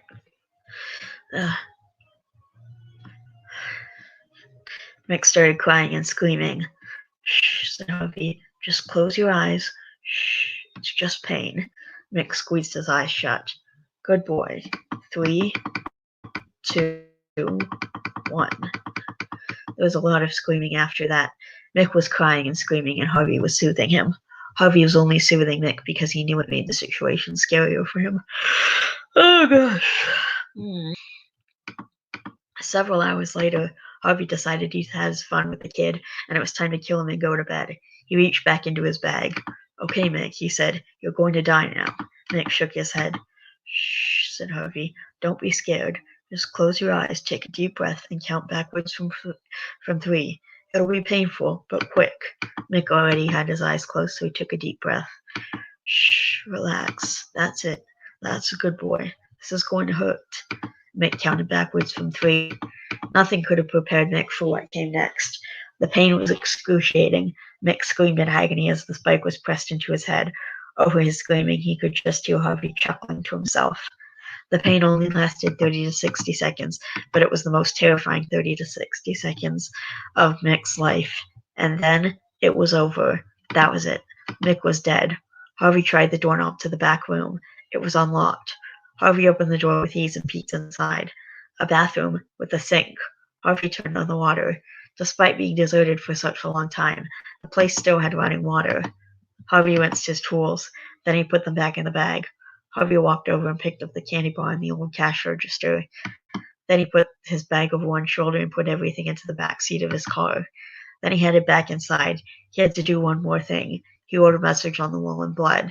It's all about timing. Harvey got in his car, drove home, and washed his hands. He opened the chocolate bar. It looked fine, so he ate it. He put the cash register in his bedroom on his dresser. Then he fell asleep paying bills. Okay. Office note. Okay, so I know the abandoned building thing is a long-standing villain tradition, as is the scaring, and the victims always ask the same questions, but I chose the soothing because nobody ever seems to do that, and it was a new thing that I thought of. Whether it becomes a tradition or not, I'll stick with it. Harvey's just that kind of guy. And yes, I spelled victim wrong. Please don't get on my case about it. So what do you guys think so far? I've been kind of tired lately. Sorry about spelling, grammar, whatever. I hope you guys continue reading. I will put up a new chapter soon, and if you like this book, please don't hesitate to check out my others. Peace sign. XOXOXOXO. Next estimated update sometime today. That was later. That was before.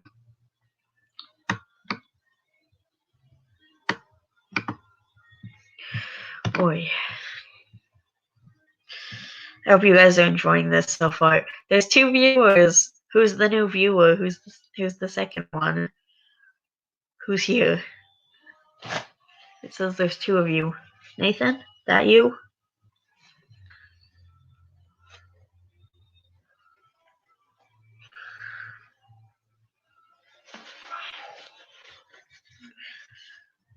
I don't know who the other viewer is. Who are you? Can you say something so that I know what your name is?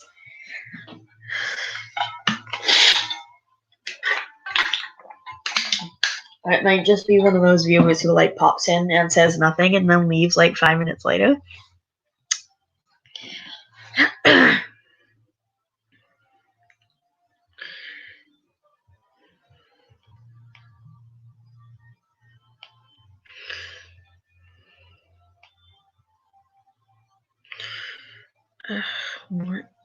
What is it? What? Sebastian. Cool. Praise and worship Sunday, like 100.3.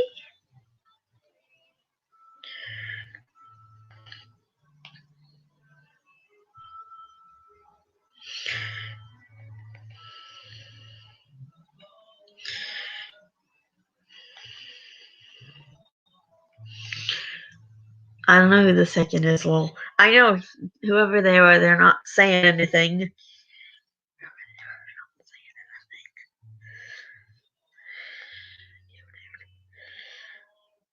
Would you like to say something? I'd like to know who else is in the live stream.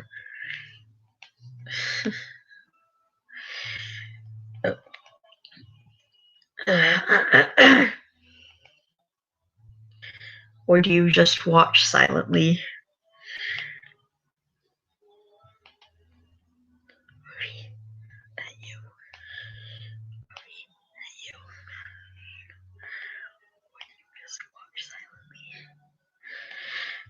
Okay, I don't know who the second guy is either, but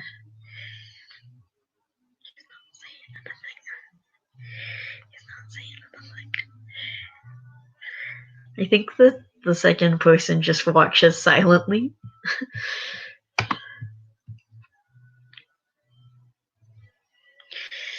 But if you comment, I'll put it up on the screen here.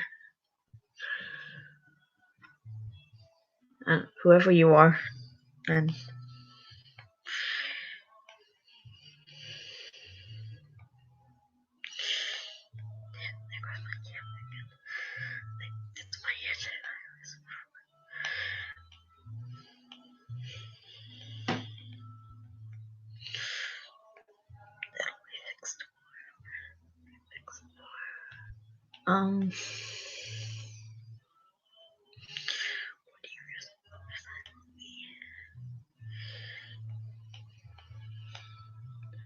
I gotta go. If the stream is over before I get done, I'll just watch what I missed.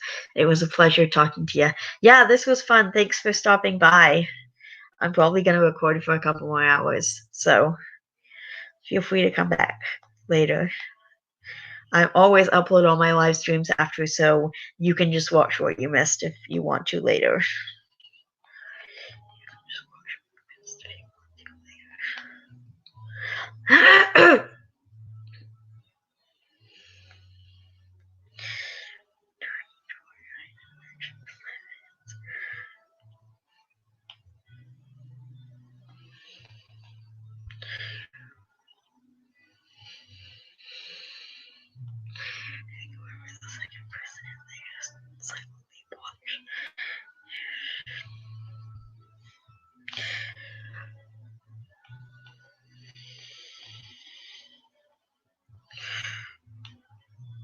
All right, man, it's just you and me. Do you want to say something?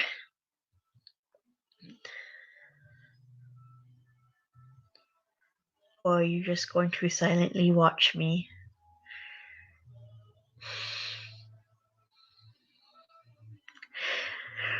All right.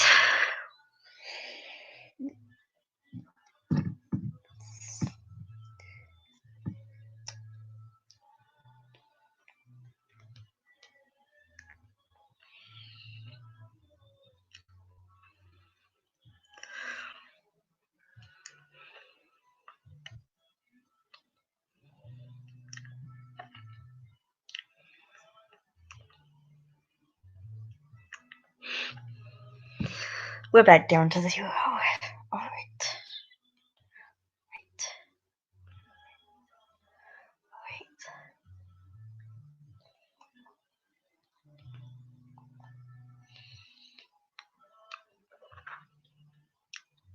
Now there's nobody.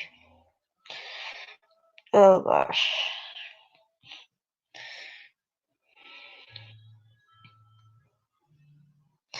Okay, I don't know who the second person was who just stopped by for like 10 minutes and then left, but that was interesting. Um, but whoever it was, alright, next chapter. Whoever it was, thanks for stopping by. I don't know who it was. Guy never answered me when I asked him to say something, so it could have been literally anyone. It could have been Emo Naaman, or it could have literally been God, and I would not know. um,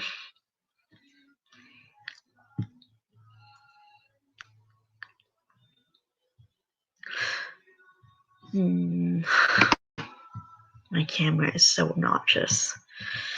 When I come back tomorrow, my camera will definitely be fixed.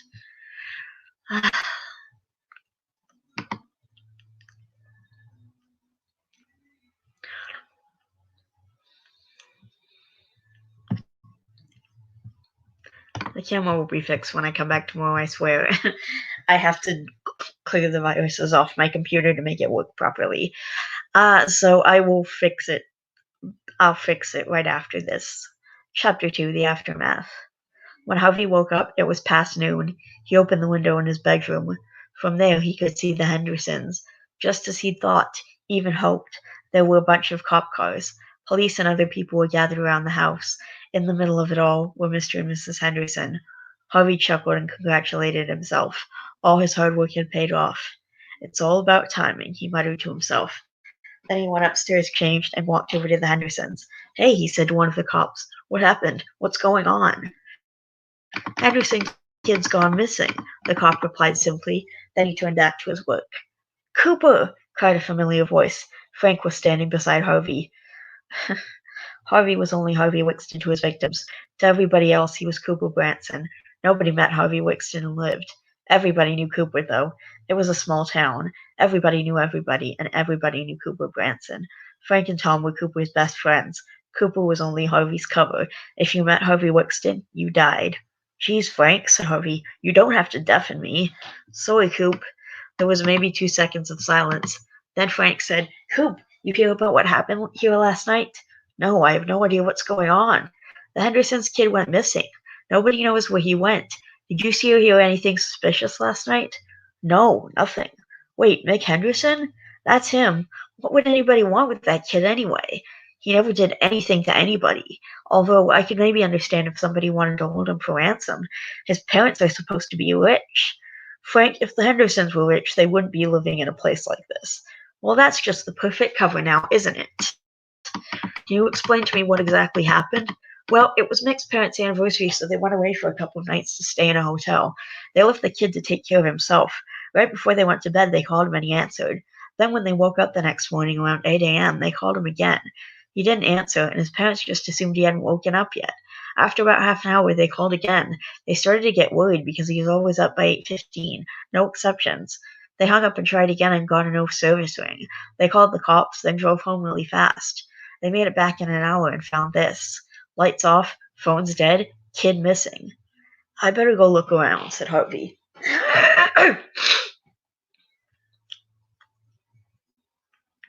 He walked around the house full circle. It doesn't look like anyone broke into the house, he said.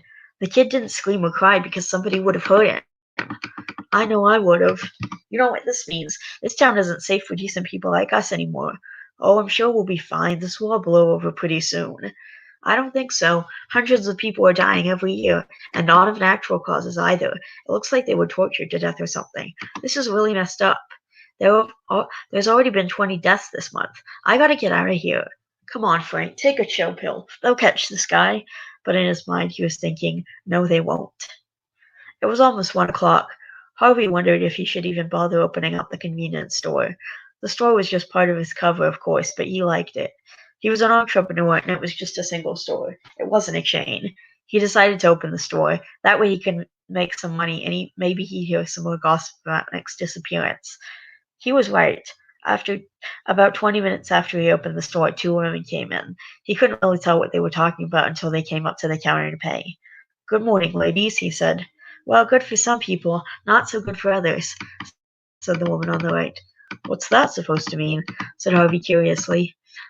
"Oh, wait, you're not talking about what happened to Mick Henderson, are you?" The woman nodded, but her friend said, "Why? What happened, Samantha?" "Don't tell me you haven't heard," said Samantha. "Mick Henderson's gone missing. Didn't you see all the cop cars that went in front of his house?" "Were there any clues to his disappearance?" asked the other woman. "None that they found." Then another girl stuck her head in the door and said, "Ashley, Samantha, hurry up. We're going to miss the movie." "Okay, Melanie, we're coming," called Ashley. "Well, see you later," said Samantha. Harvey read their mind signals as they walked out of the store. All three of the girls thinking that he looked familiar. No wonder, muttered Harvey to himself. He had been thinking the same thing. They were friends of Jenny Wood's. It had been 4 years since he'd killed her, but he remembered it like it was yesterday, watching her pointlessly try to save her own life, watching her cry, hearing her scream. It had been fantastic, but that was a long time ago.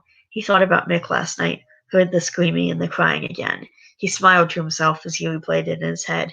He knew it was something he wouldn't forget with time. Harvey remembered everyone he killed. In fact, he was so lost in his daydream that he didn't even hear the bell as his girlfriend entered the store. "Hi," she said. Harvey was startled out of his memories. He opened his eyes. Lauren was at the counter, her elbows propped up against it, her chin resting on her hands. "Hi," he said, smiling at her. She smiled back. What were you thinking about?" "Oh, nothing much. Just something I did last night."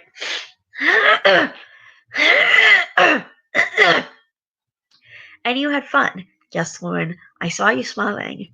"I had lots of fun." "Did you hear what happened last night?" Okay. "Did you hear what happened last night? With Mick Henderson. How could I not have? The whole town's been talking about it. I got asked about Mick about 10 different times just on my way here. I'm sure they'll find out who's doing this." "Slow day?" Lauren changed the subject. "It's Saturday. It's the middle of the day. More people will show up." "Well, you look kind of bored for now. Do you want to close up and come get some lunch with me?" "Now?" Lauren giggled. "Sure, I got nothing better to do." "Hello, people, it's me." Author's note. "Hello, people, it's me." So Frank and Tom are Harvey's friends. Yes, they're not really his friends, but that all changes soon. I also thought it would be kind of funny if Harvey's friends called him a decent person. Hopefully you guys liked it, and we'll continue to read it.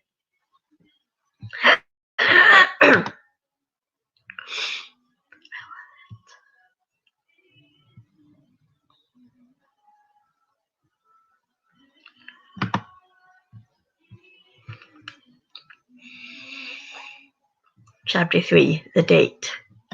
They went to a Chinese food restaurant. They had been there a million times before, yet it never got old. They ordered fried rice and wings and spare ribs. Then they sat and talked. "So, what do you think happened to Mick?" asked Lauren. Harvey shrugged. "Dunno. Kidnapped? Ran away from home? Maybe even dead."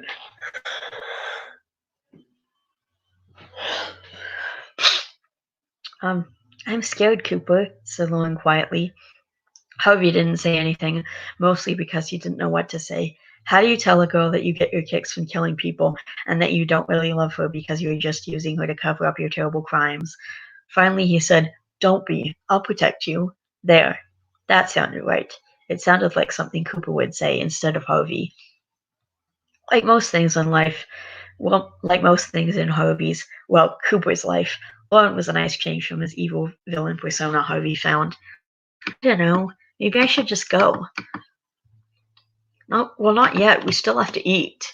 "No, you misunderstood, Cooper. I'm not talking about leaving the restaurant. I'm talking about leaving Almont." "Leave town? Now?" "As soon as possible. The sooner the better." "Why?" "Think about it." There was a long minute of silence. Then Lauren said, "What if he comes after me? Cooper, what if I'm next?" I'm scared, Cooper. I have to get out of town. I'm sorry. Then Harvey tried to change the subject. As if on cue, Last Christmas started playing. Would you care to dance? Asked Harvey. Okay, said Lauren. Last Christmas was their song. It was the song that was playing the first time they'd ever kissed. They got up and danced together. I had a really nice time, said Lauren as they were on their way home. But it's not done. But it's not done, said Harvey. I was thinking you could come over and we could have a horror movie marathon. It had been raining on and off all day, and now it was a full-fledged storm. Perfect horror movie weather. That was one thing Harvey liked about Lauren. She was a horror movie fanatic. Yeah, said Lauren. Sure, I like that. They walked to Harvey's house together. They made popcorn and had chocolate. Harvey always had candy with horror movies. Harvey decided to start them off with his favorite horror movie, Hostel. Have you ever seen Hostel before? He asked Lauren. No, never. Well, then you're in for a real treat. Hostel is my favorite horror movie. If you like it, I'm willing to give it a shot. There is some gore, so if you're squeamish about that kind of thing, you should let me know now. Oh no, that's okay. Gore doesn't really bother me. Okay then. They watched horror movies until 8:30 at night. The storm kept going, so they kept watching movies. They got through about 4 movies. Then Lauren decided it was time for her to go home. Harvey wanted her to stay a little longer, but he couldn't think of anything else for that night. Besides, they had a date tomorrow night. After Lauren left, Harvey just sat and played Mario Kart. He had another kill to take care of tonight. Author's note. Some of the music that I mentioned in that book was not made yet in 1994, which is the year it's supposed to be, but hey, it's a book. Anything can happen. By the way, I changed the date later on. I changed it to be 2019 because the series that I was gonna connect this to another series that it had to be, and in this book it had to be 1994 for it, but then I scrapped the other series, so I changed it to 2019 so that I would have, they would have all the technology that we have in the present day and stuff like that. So. Plus, Harvey has powers, so yeah, I don't know where I'm going with this. Bear with me about bad spelling and grammar in these author notes. I usually worry more about that than in the actual book. The next chapter gets kind of gory, so read with caution. See ya. Heart.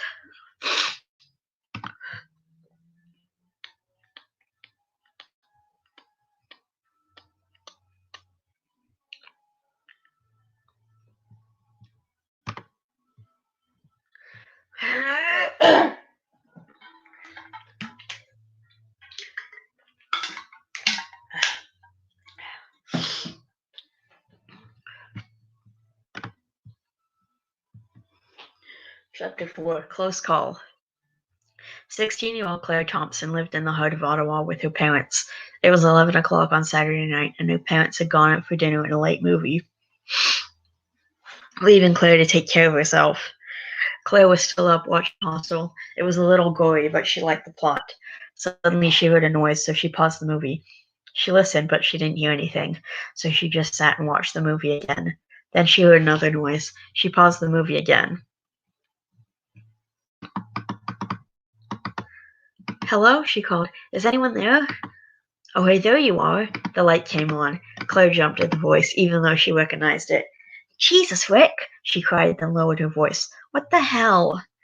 Sorry, didn't mean to scare you. Rick had a huge grin on his face. How did you get in here anyways? The window, Rick pointed. Don't worry, I locked it behind me. Well, next time use the front door. It's so much more romantic if I come in through the window. Well, don't ever do it again. Why? What's wrong? Maybe the fact that you could get arrested for doing that. I'm not going to get arrested. Besides, there comes a point in every boy's life when he decides it's time to climb in his girlfriend's window. That's not funny, Rick, said Claire, but she was smiling. I wasn't trying to be funny. I was trying to be romantic. I thought you were an intruder. Can't I climb in my girlfriend's window? Claire smiled. Maybe you've been watching too many scary movies, suggested Rick. You can never watch too many scary movies. Anything you say. Well, you may as well stay now that you're here. Come on, you can finish watching Hostel with me. Too many scary movies, muttered Rick, as he joined his girlfriend on the couch. They watched the movie together, Rick with one arm around Claire the whole time. Then they were bored. Claire had to go to the bathroom. When she was coming out, it was dark. She quietly called out Rick's name. Then Rick jumped out from behind the corner and said, "Boo!" "Whoa!" cried Claire and started laughing. "Rick!" She laughed. "Don't do that." "Gotcha," said Rick gleefully. Then they went back over to the couch. "You want to watch Hostel again?" asked Claire. "Yeah, sure. It was a great movie." They popped the disc back in. They had watched it about halfway through when Rick said they had to go to the bathroom. He went to the bathroom. Claire was still watching the movie when he snuck up on her, grabbed her by the shoulders, and said, "Hi." Claire jumped 2 feet in the air. "Oh, geez, Rick," she cried. "I told you," insisted Rick. "Too many scary movies." "That wasn't funny, Rick. You scared the hell out of me." "Why? Were you afraid somebody's gonna sneak into the house and chop your head off?" As Rick said that, he grabbed the remote and put it around Claire's and put it against Claire's neck. He did it gently, of course, and playfully, but it still made Claire jump. "Cut it out, Rick," insisted Claire. She threw a pillow at him. She threw a pillow at him. "Come on, that's not funny." "Hey," said Rick. "Sorry. Look, I'm sorry, okay?" "Okay. It's just there's a killer on the loose in Elmont. I'm a little on edge." "I heard about that."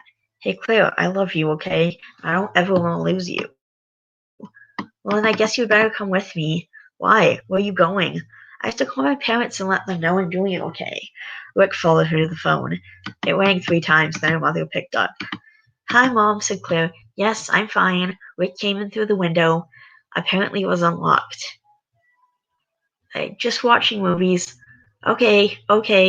1 second. "Hey, Rick, my mom wants to talk to you." "Hang on, he's hiding from me again." "Okay, well, I'm gonna go find Rick. I'll call you back before I go to bed. I love you too." "Okay, bye." She hung up and started looking for Rick. "Rick!" she called. "Rick!" Then there was a flash of lightning, and Claire thought she saw a man standing by the window. Another flash of lightning, and he was gone. Claire raced down the hall, yelling her boyfriend's name. Rick came around the corner. "What?" he asked. "Claire, what's wrong?" "There's somebody in the house," said Claire through her tears. She went with Rick as he took a look around. He turned on all the lights, and there was nobody there. "It's okay, Claire. There's nobody here. It was probably just your imagination." "Maybe I have been watching too many scary movies." "Don't worry, you're safe with me." Rick turned on Addicted by Simple Plan. He started singing along to it. "Come on, Claire," he insisted. Claire giggled. They sang and danced a little bit. Then the phone rang. Rick turned the music down. "Hello?" said Claire. "Hello, Claire," said the man on the other end. "Who is this?" "Listen carefully, Claire. You're going to die tonight. Don't try and fight it. You'll only make things worse for yourself." Then there was a beep. Claire had been disconnected. She ran to her boyfriend. "Hey, Claire," said Rick, but she ran right into his arms. "What's wrong, baby? Who was that on the phone?" "He said I'm going to die tonight," sobbed Claire.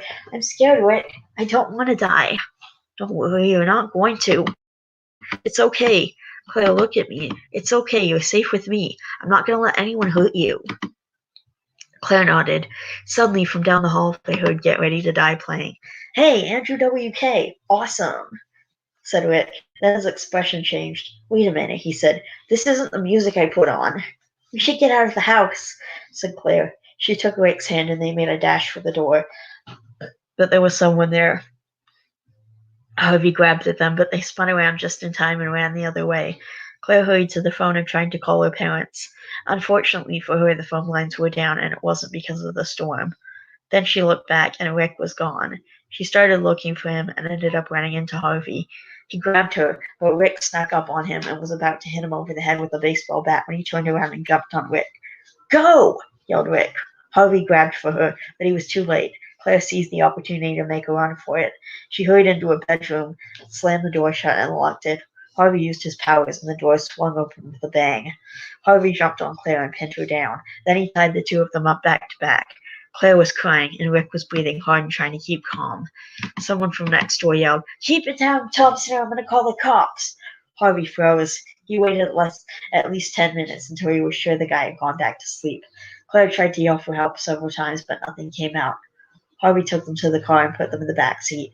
He stopped at the gas station to get himself a little snack. "I'm scared, Rick," said Claire. "I don't want to die." "Shh, don't worry. Everything's going to be okay. We'll get through this. Don't be scared. I'm right here, okay? Listen, Claire, this guy's a madman, so whatever happens, no matter how much it hurts, you have to try not to scream, okay?" They were holding hands, and Claire squeezed Rick's hand, but she nodded and whispered, "Okay, he gets his pleasure from stuff like this." Rick continued, "Don't worry, I'm right here. We'll get through this together." Then Harvey came back to the car. He got in and turned on the radio. Last Christmas started playing. "Ooh, me and Lauren's song," he said. "That's funny." He sang along to the song as he drove along. Then You Belong With Me started playing. Soon they came to an abandoned bowling alley. Harvey got Claire and Rick out of the car and took them inside. He tied them to two separate chairs and put them a few feet away from each other. Then he chuckled darkly and said, "Okay, so here's what's going to happen. First you're going to watch your girlfriend die, then you're going to die." Then Harvey thought he heard somebody say, "Kill the boy first." He looked behind him, but there was nobody there. He turned back to his victims. "Okay, change your plans. The boy dies first." Claire started crying. "Kill me first," she said through her tears. "Claire," said Rick, "it's okay." "No, please, I can't watch him die." "Which is why I chose him." "Which is why I chose him," said Harvey simply. "Rick, you don't have to be a hero," Claire whispered. "Yes, I do," replied Rick in a firm tone. He took a deep breath. "Go ahead, do your worst." "By the way," said Harvey as he unpacked his bag, "I heard you two talking in the car, or rather, read your minds. I will make you scream. Both of you. I know how. I have my ways. Okay, kid, here's the deal. You can say one last thing to your girlfriend over there before you die screaming." Claire nodded. Harvey muttered something to himself. Then he sighed happily. "Wait, you can say one more thing to your girlfriend over there before you die screaming. I love you, Claire. Not even death can tear us apart. And remember, don't scream, no matter what happens." Claire nodded. Harvey muttered something to himself. Then he sighed happily. "Now the fun can begin," he said darkly, and moved in for the kill. "Close your eyes," he told Rick. Rick was still trying to get control of himself, but he swallowed and closed his eyes. Harvey was sure he saw a tear roll down the kid's cheek. He smiled. Perfect. Rick was scared. "Now count backwards from 3, Harvey told Rick. Rick was practically hyperventilating at this point, but he took a deep breath and counted. 3, 2, 1. Then Harvey started torturing the kid. Both Rick and Claire were crying a lot, but Harvey wasn't having as much fun as he had had with Rick, because Rick was refusing to scream. This kid was tough. Harvey had to at least give him that. But he would make Rick scream. He would find a way. Harvey also realized he hadn't figured out beforehand how he wanted to kill this kid. Then he saw a rat scampering across the floor and was hit with a sudden brainstorm. He suddenly thought of a way he could kill the kid and make him scream at the same time. He liked the idea. It was different, and it would be the first time he'd done anything like that. In a nutshell, it was perfect. He put a can over the rat and scooped it up. Then he took out his lighter and began to heat the can. Then he put the can up against Rick's stomach as he continued to heat it up. Rick started crying and hyperventilating again. Claire was just crying and shaking her head. Harvey made a point of pretending to check his watch, even though he wasn't wearing one. As the can was heated, the rat started looking for a way to escape, but the only escape he said he had was through Rick's stomach. Rick started screaming as the rat began to dig a tunnel into his stomach. Harvey took a deep breath. He was savoring every minute of it. He'd finally gotten the kid screaming. "Music to my ears," he thought, as he chuckled to himself. He tossed the can against the opposite wall. Then he turned to Claire. Okay, your turn, he said. You're fucking insane, cried Claire through her tears. "Oh, you shouldn't have said that," said Harvey darkly. Claire didn't care. She wanted Harvey to know what she thought of him before he killed her. But she would care. Harvey promised himself. He would personally see to it that she learned to respect her elders. Author's note. So a few things. First of all, if you haven't heard Get Ready to Die by Andrew W.K., then you can find it on YouTube. You should definitely look it up. Once you hear the song, you'll understand why I used it for this chapter. Also, I thought it would be romantic if Rick and Claire died together like Romeo and Juliet. I thought the chase was pretty cool in this chapter. I really enjoyed writing it. Also, that rat and can thing is actually something I pulled offline. It was a torture technique they used in the Middle Ages, so I was like, why not? Yes, I adore Rick and Morty. Yes, I have a Rick and Morty fan fiction coming out. But I just want to make it clear that this chapter was written long before I actually discovered Rick and Morty. I think at the time I put out the first draft of this chapter, it wasn't even on TV yet. However, upon reading this chapter again, I can only think of Morty's crazy grandpa. LOL.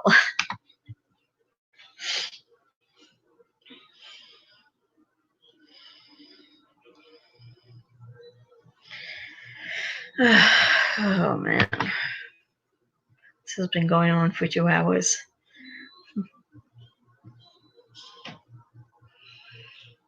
I'm gonna find a message that I haven't.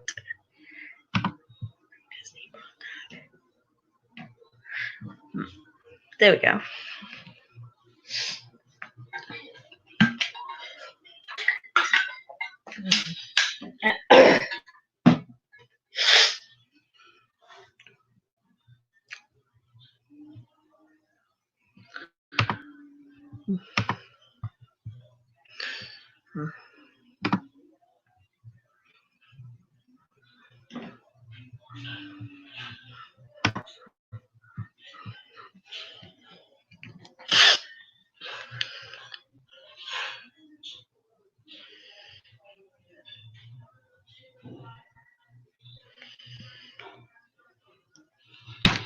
Chapter 5, Devil in Disguise. Harvey couldn't be sure he heard the voice at first. It sounded so faint and far away that he thought it might just be his imagination. Then the voice came again. Cooper! Harvey was sure he heard it this time. Tom? He turned, and sure enough, his friend was running towards him. Harvey had just stepped out of the house and had been about to go open his door. Cooper! Hey, Tom, what's up? I don't know. Something's up with Lauren. What happened to Lauren? She was knocking on my door about an hour ago. She was just crying and saying something about the old bowling alley. Then she told me to come get you while she stayed with Frank. Frank and Tom were twins, so they lived together. What happened to the bowling alley? It blow up or something? Asked Harvey. I don't know. She says she wants to talk to you. Harvey just sighed. All right, I'm going to go see what's going on. Tom followed Harvey to his house. The first thing Harvey noticed were the police cars. He started to panic. Had something terrible happened to Lauren? He pushed through the crowd and found Lauren standing with Frank. She was unharmed, but crying. As soon as she saw her boyfriend, she flew into his arms. She said something about the bowling alley, but she was crying too hard for Harvey to hear much else. Even though Harvey was pretty sure he already knew what was going on, he told her to calm down and tell him what happened. She calmed down a little bit and told him about how she was walking when she noticed the bowling alley. She wiped the dust off one of the windows to look inside, and what she saw there made her scream. Oh no, muttered Harvey. I'm scared, Cooper, whispered Lauren. Don't be. I won't let anything happen to you. I promise. But Lauren had already made her decision. She told Harvey she was leaving in a few days, right after his party. Harvey tried to persuade her not to, but it was too late. Harvey opened the store and let his girlfriend come with him and help him out. Lauren helped him restock the shelves and serve the customers. It wasn't much, but she only came with him because she needed to try and take her mind off what she had seen in the bowling alley. Lauren also tried to ignore the morning paper since it was sporting the front cover. Maniac on the loose, the headlines proclaimed. The 3 dead bodies had been found. Mick Henderson, Claire Thompson, and Rick Keller. Harvey, however, wanted to relive his work, so he read the article when Lauren wasn't looking. They went to Eastside Mario since they both wanted Italian food. They talked a bit. Are you thinking about expanding? Asked Lauren. Expanding the store? Asked Harvey. Not really. Why? Do you think I should? Maybe. I don't know. Guess it doesn't much matter now since I'm not going to be here anyways. Where will you go? My aunt lives in Florida. I thought maybe I could go live with her, or at least near her. Florida's a really long way away. Lauren nodded. I figure the farther away from here I am, the better. Harvey nodded, mostly because he knew exactly what to say.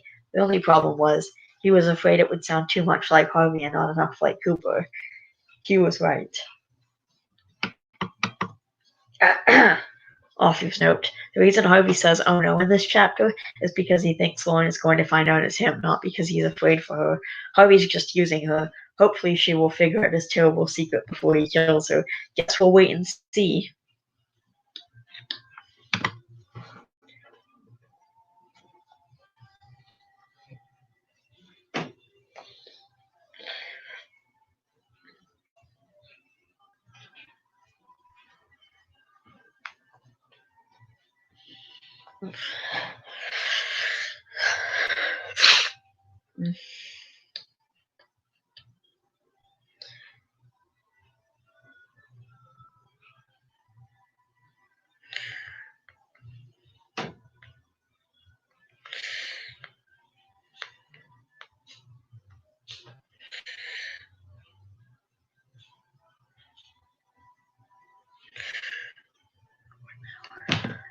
Chapter 6, The Wrong Thing to Say.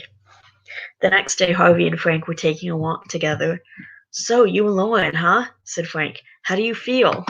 About me and Lauren? Pretty good, I guess. The truth was, Harvey didn't know how he felt about him and Lauren. So, you think you're gonna ask her to marry you anytime soon? I don't know. Probably not. Really? Why not? Frank sounded more shocked than interested. I don't know. I guess I'm just not ready to settle down yet. Not just with Lauren, but with anybody. Why not with Lauren? She's wonderful. She's funny, smart, sensitive, and beautiful. I know if I was going out with her, I would have asked her by now. I don't know. I just feel weird about it. You're so weird, Cooper. Sometimes I feel like I have no idea who you are. Sometimes I get that feeling too. You want to play some Mario Kart now? Yeah, whenever you're ready. Whose house are we going to? Mine. You okay with that? Yeah, it's cool. They were playing Mario Kart at Harvey's house soon. Harvey was in first and Frank was in second. Then Frank got a bomb and Harvey got a good idea. Frank, he said, hold on to that bomb. Why? Wondered Frank. Just do it. I have an idea. Okay, Frank was very confused. Don't throw it until I tell you to. Harvey went through the cave. Here, follow me through the shortcut. Through here. Get right up alongside me. Hang in there. Now, when I say go, throw it backwards. Okay? Go. The bomb went backwards. Stop, said Harvey, and as Frank was about to protest, he said, trust me. Their bumpers were hit with the explosion, propelling them halfway across the track. Whoa, cried Frank. See, I told you. You worry too much. Harvey teased his friend. How did you do that? Asked Frank. Timing, Frank. It's all about timing. What? Harvey realized too late what he'd done. Haven't I heard that somewhere before? Pressed Frank. Maybe from Tom. No, Tom never says that. You're remembering last week. I doubt it. I said it last week, remember? The only thing I remember that happened last week is that Nick Henderson disappeared. Died, Frank. Yeah, well, nobody knew that at the time. Forget about that. It's yesterday's news. Nobody can save him now. You are so strange, said Frank after a long moment. Then he put down the remote. I have to go. I gotta go. I have a job interview in an hour. Again? What did you do this time? I didn't do anything. My boss is the problem. Let me guess. He's a complete jerk. Harvey chuckled to himself. His friend had had a lot of jobs in his life. Usually he worked at a job for a few weeks, but they always found a reason to fire him. Frank always complained afterwards that his boss was a jerk. Then he'd say that he was planning to quit anyways. It doesn't matter, said Frank. I was going to quit anyways.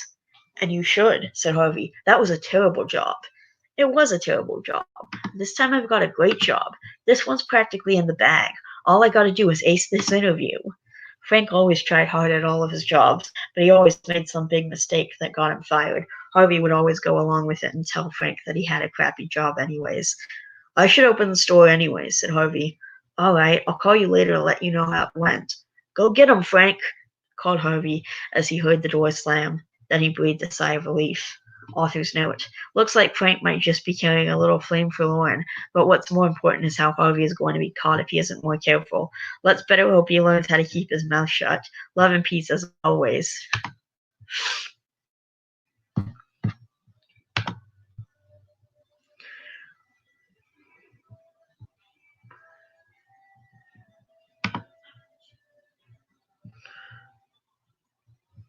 Hello. Still live. Hey, you're back. How's it going?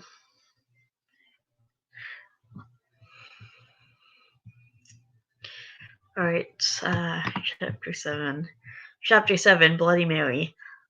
The night before his birthday, around midnight, Harvey drove down to Ottawa. He had another kill to make. This one he'd been working on for just over 3 months. Usually Harvey would work on more than one victim at once, and once he was done with a kill, he would start on a new victim almost right away. Tonight, Harvey was driving into downtown Ottawa to enjoy a McDonald's cheeseburger and an early morning kill. Lizzie Linden was 10 years old. Her friends all were interested in urban legends, including Bloody Mary. Once, when Lizzie and a small group of her friends were at Stacy's house, Stacy dared Lizzie to do Bloody Mary, but she'd chickened out. None of the girls had ever brought it up again, but lately, Lizzie had been having nightmares that Bloody Mary came out of the mirror and killed her. Her mother was out of the house at some big party or something, and would not be back until around 4 in the morning. He knew that Lizzie thought that if she stood in front of the mirror and tested the Bloody Mary legend for herself, nothing would happen and the nightmares would end. She just had to prove herself. She just had to prove to herself that the legend wasn't true. And how did she know? Harvey had told her, of course. He'd come to her in a dream, told her that he came with a message for her, and that she should listen carefully and do exactly what he said. He told her if she stood in front of the mirror at exactly 1:30 in the morning on June 9th, and did Bloody Mary in front of her bathroom mirror, the nightmares would end. He said the legend was not true, and it probably wasn't, but it would be true for Lizzie. Her house was about 45 minutes away, but Harvey left early so he had time to pick up a Big Mac. I just got this image in my head of Harvey and Bloody Mary fighting each other to the death. He blasted the radio until he got to McDonald's. He was in line at the drive-thru when he heard someone honking their horn behind him. He leaned out the window.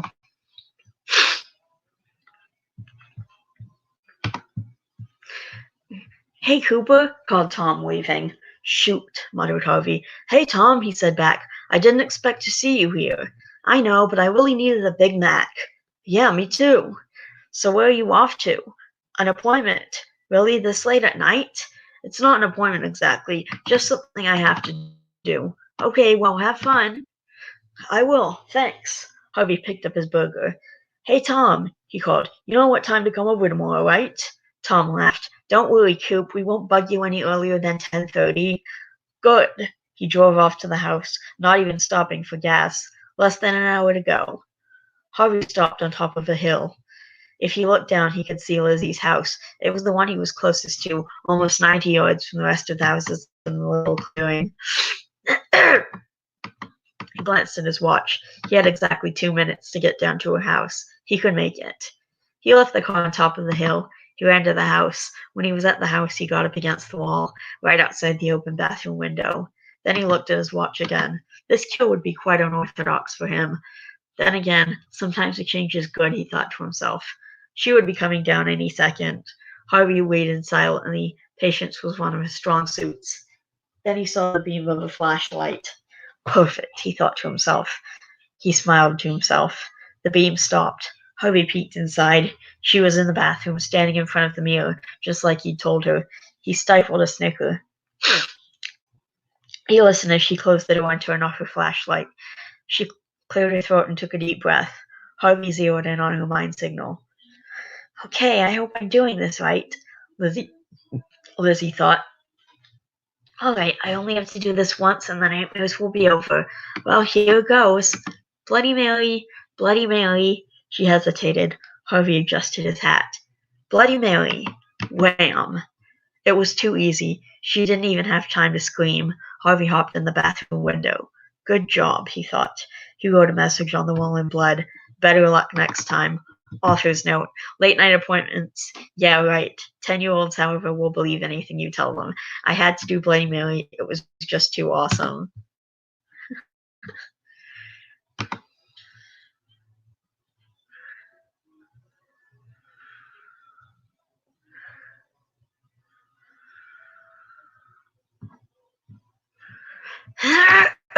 Ooh, this one's longer.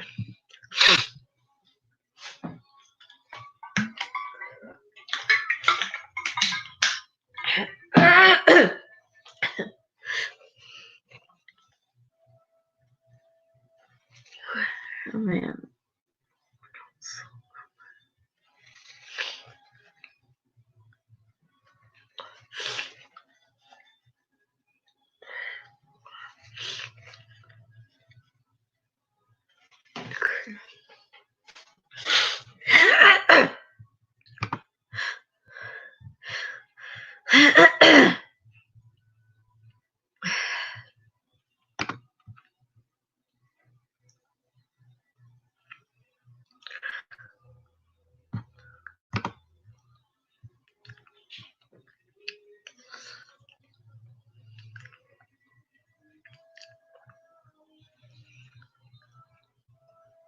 Um,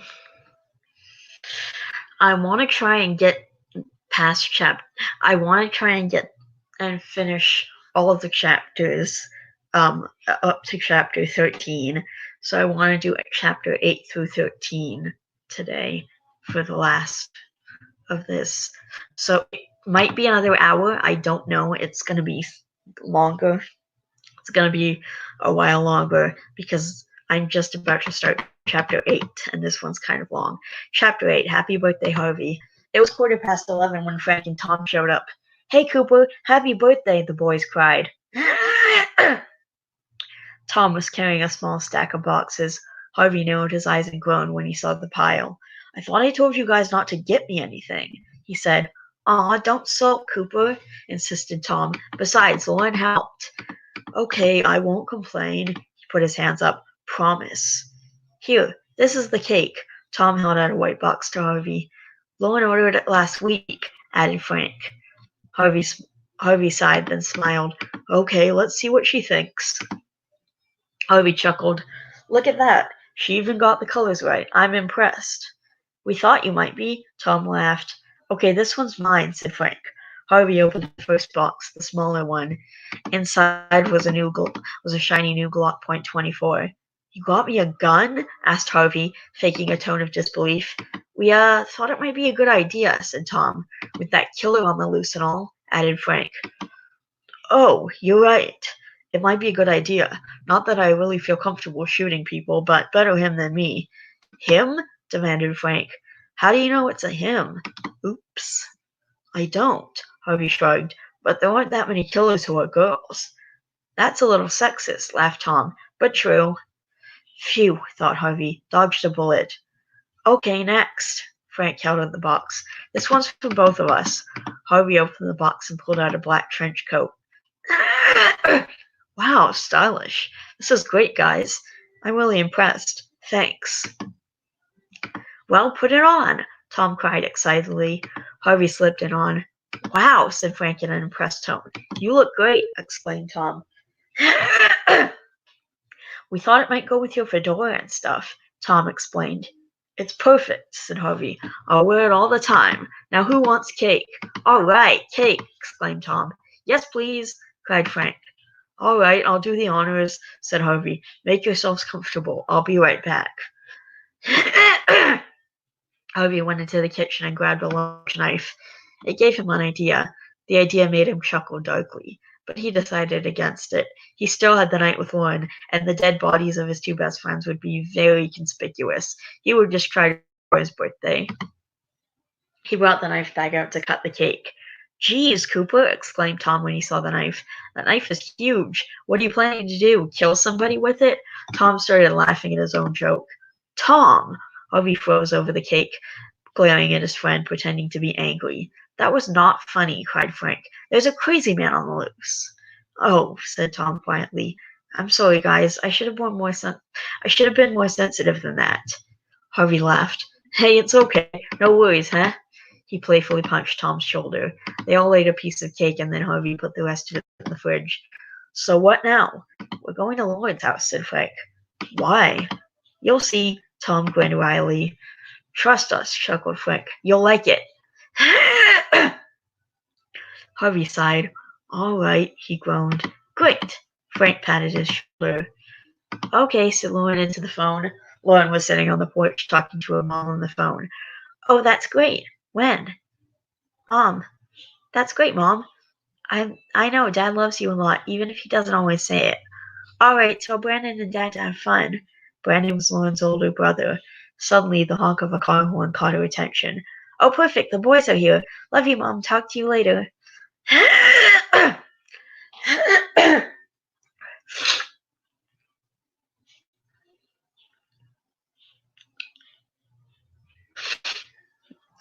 She stuffed her cell phone in her pocket, then hurried down the porch steps.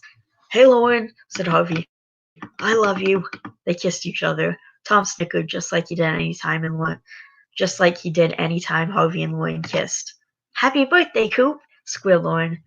Thanks, said Harvey, and thanks for the cake. It was delicious. You even got the colors right.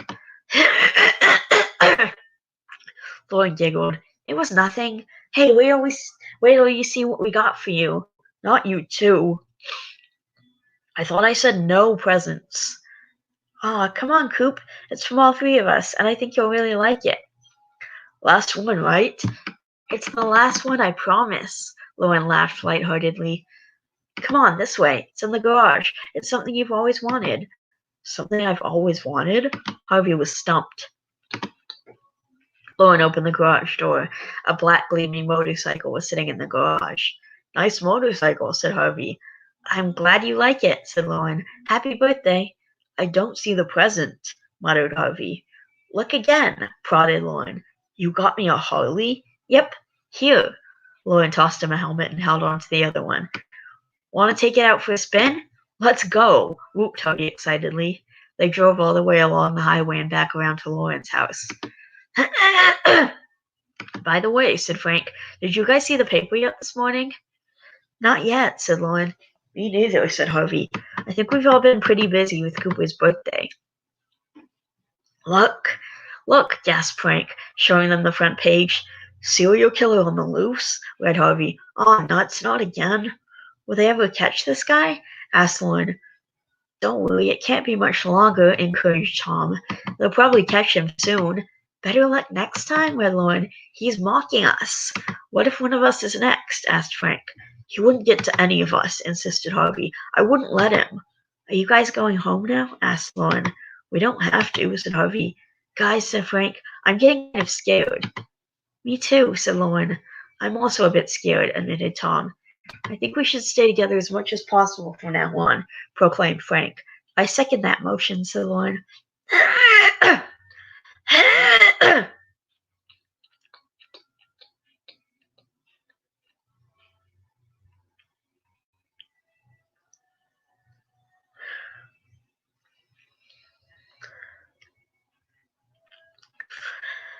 um, What do you think, Cooper? Asked Tom. Yeah, said Frank. You know, you've been pretty quiet. Aren't you even the least bit scared? Hell no, cried Harvey as if it were obvious. I've got a gun. Besides, even if I didn't have the gun, I still wouldn't let him get to any of us. I'm not scared, and you guys shouldn't be either. A gun? Asked Lauren. Cooper, where'd you get a gun? Birthday present. Harvey shrugged. The boys got it for me for protection, and I'll use it to protect all four of us.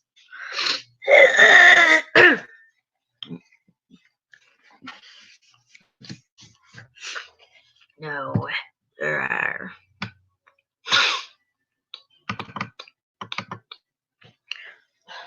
The boys got it for me for protection, and I'll use it to protect all four of us if necessary. Just one bullet, that's all I'll need. Hit the bastard right between the eyes. He turned his fingers into a pretend gun.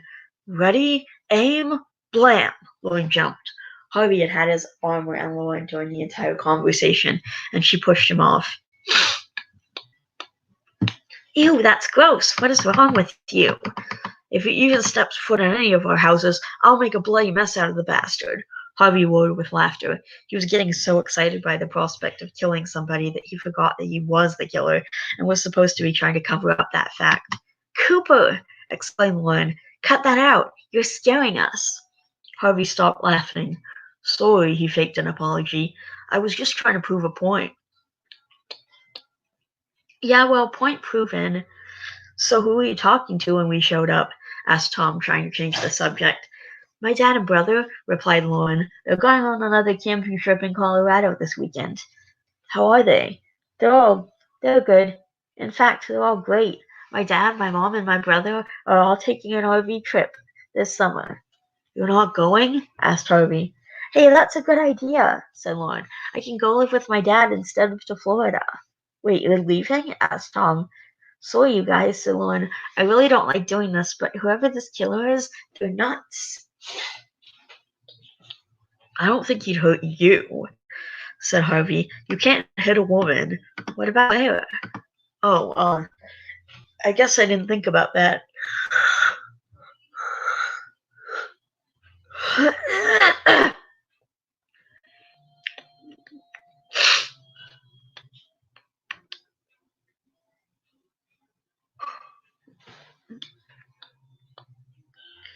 But Cooper has a gun now, said Tom. He'll protect us. Harvey nodded. Yeah, you can stay. It's plenty safe. He probably won't come after any of us anyway. Oh, yeah, demanded Lauren. How do you know? Look, I'm sorry. I know you're saying you can keep us safe, but I'd rather not wait until the killer is standing at the foot of my bed to find out. But he won't be standing at the foot of your bed, said Tom. Living room, kitchen, whatever, muttered Lauren. Does it really matter where the killer is standing? Asked Frank. I'm not going to argue with you about placement, yelled Tom. Look, it doesn't really matter because he's not going to be in Lauren's house, said Tom. Added Tom, rolling his eyes. Exactly, said Frank. The killer wouldn't come after her. How do you know? Cried Lauren, exasperated. She glared at the boys. Is there something you need to tell me? Everyone was quiet for a moment, and Harvey tried to read his friends' minds. Just then they heard the roar of an engine. Oh no, moaned Lauren. Not Dmitri, not now. Dmitri was forever trying to win Lauren over with what he thought were powers of irresistibility, but was actually complete and total stupidity. Dmitri hopped out of his car. Hey, babe, he said to Lauren. Dmitri, go home, said Lauren sternly. Hey, Dmitri, said Harvey. It's my birthday today. Guess what I got? A gun to protect me and my friends. Cooper, don't make threats. You wouldn't kill me, said Dmitri. Want to find out? Asked Harvey. We can go right now. Cooper, please stop, whispered Lauren. Just back down a bit, okay?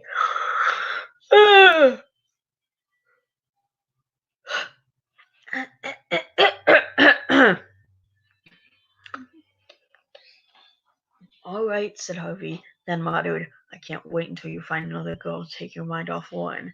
What was that, Cooper? Asked Lauren. I said maybe we should all go inside your house now, Lauren. Okay, said Lauren. Dmitri, go home. Why? If you don't get off my property right now, I'll tell Cooper to get his gun.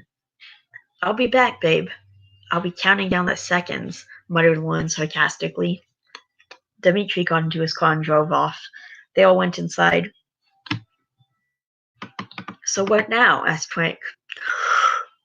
I'm tired.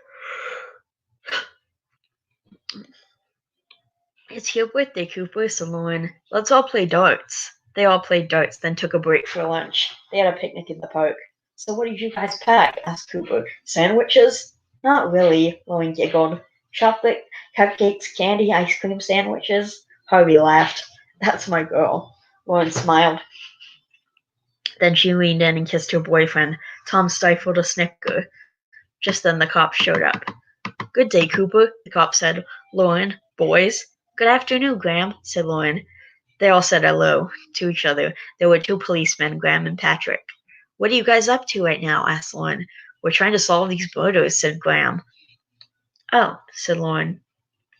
We heard you were getting out of town, added Patrick. How? News travels fast. Cooper told us. I can't stay here, not with this murder on the loose. Graham smiled. Good call. See you around, guys. You too. You too. Oh, and happy birthday, Cooper.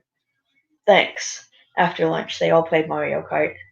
At around 5:30, Cooper and Lauren went out to the Chinese food restaurant. It was just him and Lauren.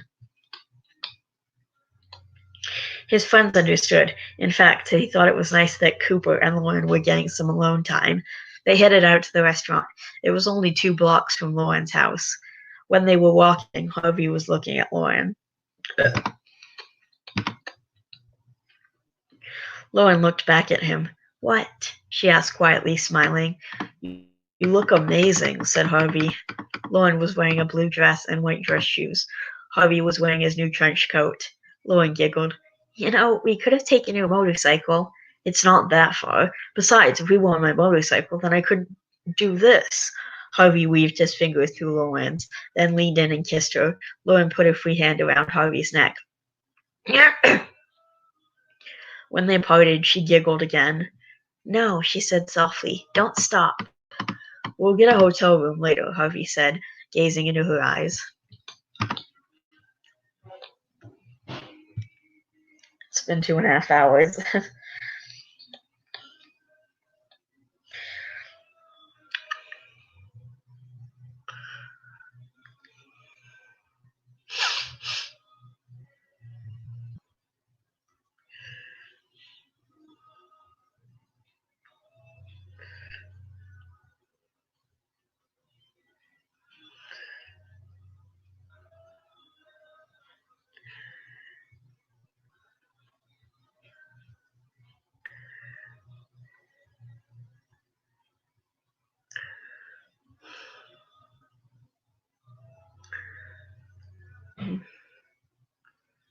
Sorry guys, I just spaced out for a second there. They got a bunch of different kinds of rice, spare ribs, and chicken wings. They talked and laughed for over 3 hours. Finally, they got the check. Harvey reached into his wallet to pay, and Lauren noticed the picture in the front pocket. Hey, nice picture, she commented. You're the one on the left up in front, right? Yeah, that's me, Harvey chuckled. That's your dad, right? In the back? Yeah. How come I've never seen this picture before? I thought I showed it to you before, a long time ago. Maybe you did and I just don't remember. I was in the first grade when this picture was taken. My dad wanted to do homemade Christmas cards. This is the picture we used. Who's that kid beside you? He's got his arm around you, almost like he's my brother, finished Harvey in a disconnected tone. Trey. I never heard you mention a brother before. Well, I gotta hit the John. Seeing as how it's your birthday and all, I'll pick up the check. Thanks, hon. Harvey disappeared. A few seconds after Harvey was gone, Lauren's cell phone rang. Hello? Lauren, it's Tom. I actually wanted to talk to you. Have you ever heard Cooper mention a brother? Cooper's got a brother? In the picture in the front of his wallet. I just noticed it now. But here's the weird thing. When I started talking about Trey, his brother, his face and his voice changed, and he said he had to use the bathroom. It's almost as if he doesn't like talking about his brother. Really? That's weird. Wait, this isn't about Trey. This is about Cooper. There's something you should know about him. Which is? Lauren, he's the killer. What? I'm sorry, Lauren. Tom sounded close to tears. I really am. I know how hard this must be on you. That's not true, Tom. Remember Mick Henderson? So what? They found his body in that old convenience store. There was an old cash register in there. It was missing when the body was found. I saw it in Cooper's house this morning by the front door. It looked exactly the same, dust and all. Are you kidding? Annie makes references to the deaths. Have you noticed the way he's been acting lately? It makes sense. It's hard for me to swallow. I know. I really am sorry, but I need you to do something for me. Just stay with him a little while longer. Pretend that everything's normal, that everything's okay. Can you do that? I think so. Good. We need a bit more evidence, but we'll be there soon. Okay. See you later. Bye. Then there was a dial tone. Lauren put her phone away and paid the bill. Just then, Harvey came back from the bathroom. The waiter came by and gave them their changing receipt and 2 fortune cookies. Harvey cracked his open. You will find your true love in an unexpected place. That is very interesting, knowing what that takes on an entirely different meaning, knowing what I know now that I'm going to do with my series. Someone you love has a deep, dark secret, read Lauren. Creepy, she thought. Harvey smiled. I wonder who that could be. Lauren couldn't help but smile. I wonder. Want to split? There's a skating rink about 15 minutes away from here.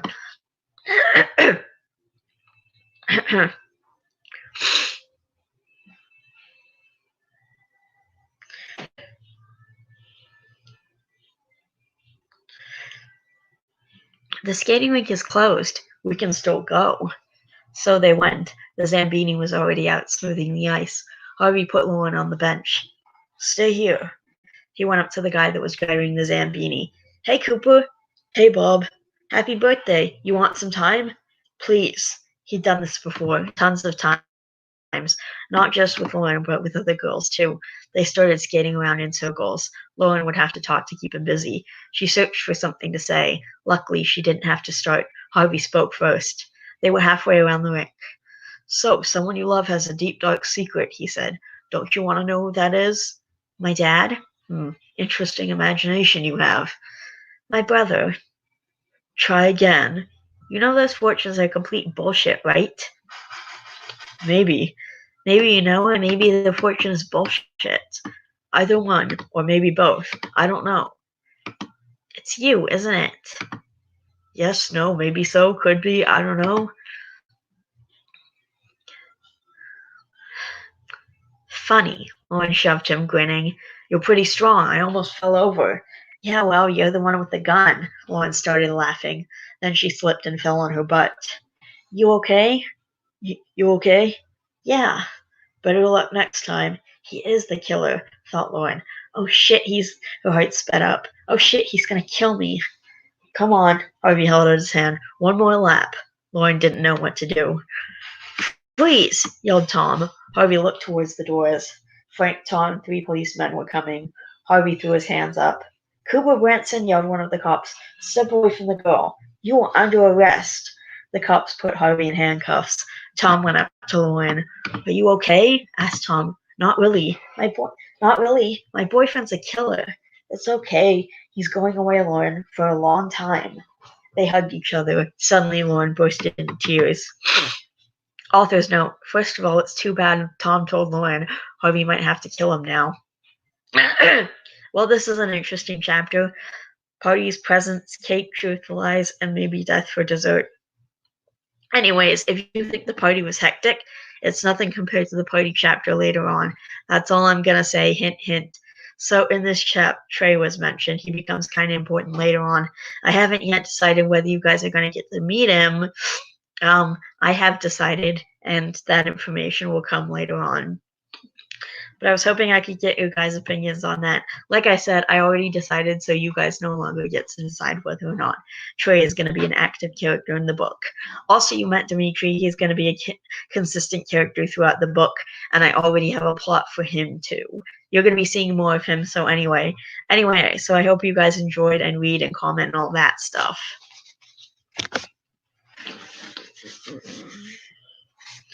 Okay. I think I can read 4 more chapters.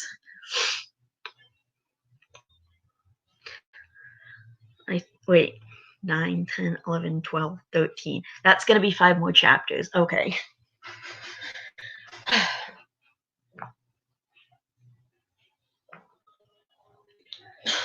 Oh gosh, okay. Are you okay? What's wrong? Asked Tom. Oh, chapter 9, Jack. Are you okay? What's wrong? Asked Tom. Can't sleep, said Lauren. That's because you drank 6 root beers. Tom laughed. Lauren smiled. Did you have nightmares? Sort of. I'm sorry. Do you know anyone else who has a boyfriend that's a killer? I know, this is a lot to take in. Would you like another root beer? Yes, please. Make that 7. Lauren popped it open. I just don't know what to do. I mean, he may be a killer, but he's still my boyfriend. But you didn't know he was a killer when you fell in love with him. But I know now, she lowered her voice to a whisper, and I think I still love him. She started crying again. But you knew. You said he wouldn't hurt us, and so did he. But he would if he knew I told you. That's why I didn't say it in front of him. You don't know that for sure. But I didn't want to take the chance, and I don't think you want to either. You saw what happened in the bowling alley? Yeah, I know. I think I gotta take a walk. I'll go with you. I kind of want to be alone right now. No offense, but I've got a lot on my mind. Okay, well, I'm here when you want to talk. Thanks, Tom. I really appreciate your help. You're a good friend.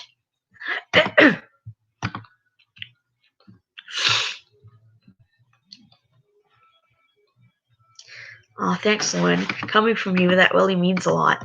See you later. Hey, Lauren? Yeah? Tom handed her some money. In case you want to go to the movies or dinner or something. Thanks. Lauren smiled. Then she left. In the tiny town of Valmont, there were no cars on the road at 1 in the morning. Lauren walked along, trying to think.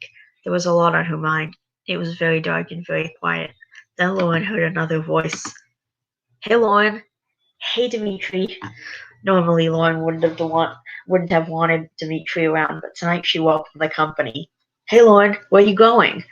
Nowhere in particular. I just needed some fresh air. Sorry about your boyfriend. I really am. Thanks, Dimitri. Can I help? Would you like to talk? Maybe over dinner? Dimitri, please, not right now. Okay, so when's the trial? July 18th. Next day, jail, 8 a.m. Okay, everybody, time to wake up, yelled the man, ringing the bell. Harvey thought about who he should work on next. He needed a new victim. The 7-year-old girl, Emily Rose, seemed very promising, so he decided to start on her tomorrow night. Of course, everyone was working very hard. Around 11, Harvey decided it was time for a break. He lay down on the ground with his hands behind his head. Hey, what are you doing? Asked the man beside him. taking a break. Are you insane? You're gonna get in trouble. Come on, lie back, relax. If you're not tired, you must be the crazy one. Hey, a woman ran over. Oh, you've done it now, muttered the guy beside Harvey, then got back to work. Hey, yelled the warden, get back to work. Make me, cried Harvey. A few people stared at him. Dude, cautioned the man to his left. Chill, I got this. Harvey chuckled and pulled his hat over his face. Hey! The warden took the hat off Harvey's face. You hear me? Get back to work. Hell no! Harvey jumped up. Now give me back my hat.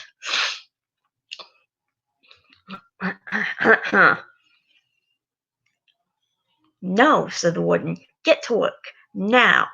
Harvey focused all his power. He looked right into the warden's eyes and started getting inside her head. The warden dropped to her knees, holding her head. Her face was twisted and aggy. Everyone was staring at Harvey now. Stop that, she yelled through her tears. Give me my hat back, cried Harvey. Fine, you can have it back. Let me go, please. Harvey let the warden go, releasing her from his power. He was laughing. The warden gave him his hat back.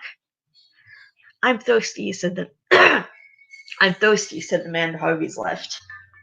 I'm thirsty too. Hey, said Harvey, you get everyone some Pepsi. We're all thirsty. Right away, sir. The warden ran off. Harvey sat back down. Hey, what's your name? He asked the guy who was left. Jack? He whispered into Harvey's eyes, his face full of fear. His voice was a whisper. He swallowed. Hey, chill. I'm not going to hurt you, okay? Harvey put his hands up defensively. He smiled, trying to look friendly. Jack took a step back. What did you do to her? Well, it doesn't really matter. Whatever I did, it paid off. I got us some drinks and some rest time. I know you're all tired. Jack smiled back and sat down. So what did you do exactly? Asked Harvey. What are you in here for? Me and some friends had a really late party night. We, stole some stuff. Then we wrecked somebody's car after we smoked some weed. We were drinking too, and then we ate some special brownies and broke into some guy's house. Yikes, said Harvey. You like drugs? Yeah, Jack sighed. I can hook you up. I know a guy. Really? That'd be great. I won't tell anybody. You're really cool, man. Here, I'll give you my card. Harvey handed Jack a card. Hey, I didn't catch your name. It's Harvey Wixton, but don't tell anybody. Just call me Cooper, okay? Cooper Branson. I won't tell anybody that if you don't tell anyone about the drugs.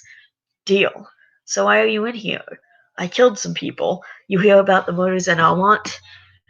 I didn't hear about that. Tell me, please. Well, a bunch of people got killed. By me. You don't want to know the details. It'll give you nightmares. Whoa, you're hardcore. I'll get you out of here. I promise. You're a good guy, Jack. You don't deserve this. Thanks. That's really cool of you. Oh, awesome. Here come the sodas. The woman was holding a phone in one hand and dragging a cooler behind her. She put the cooler down in front of the boys and held the phone out to Harvey. Here, phone call for Cooper Branson.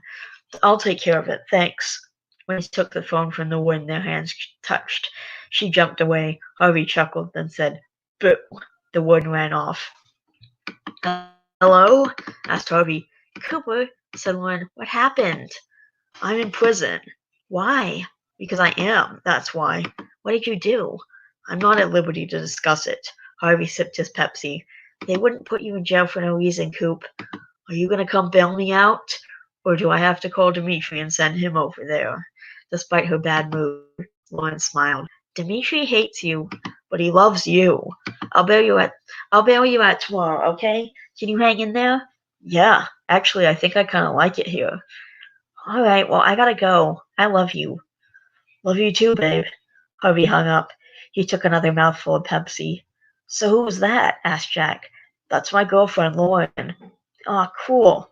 Aw, that's cool. You got a family or something? Well, I used to. My mom, my dad, and my brother. Harvey realized too late what he'd done. I wish I had a brother, murmured Jack. Then I'd have someone to play fighting games with. And Mario Kart. Tell you what, as soon as we get out of jail, I'll come over to your house and we'll play fighting games together, okay? Okay. Hey, here comes the warden. You're getting out tonight. Hey, Harvey called after her. Come here, I want to talk to you. The boys watched and laughed as Harvey chased the warden. As Harvey chased the warden around, they drank so much Pepsi that they all passed out on the ground. "Cooper?" someone said in the dark. Harvey jumped. He'd been focusing on giving Emily nightmares. He hadn't noticed that Jack was sitting right beside him. "Hey, Jack, what's up?" "What are you doing? It looks like you were focusing really hard on something." "Yeah, sort of." "Do you ever sleep?" "Yeah, I do. Just not tonight." "Why are you awake?" "I couldn't sleep." "Why not?" "I was thinking about how we're getting out of here tomorrow morning." "Yeah, that's gonna be great. Think I should get these guys a game room or something before I leave?" "I think they'll be okay now." "That's fine. If they ever need a guy, tell me to think that they need me to come to them and I'll pick up the message." "Cool, you can read minds?" "Yeah, think of any number." "Okay, got it. 7,335. Whoa, that's really something." He stretched and yawned. "I think I'm gonna try and get some sleep now." "Yeah, we should probably both go to sleep. I'm pretty tired. See you tomorrow." They both went to sleep. Ah, author's note. So in this chapter you met Jack. He also becomes pretty important later on. So yeah. Anyway, love and peace and everything.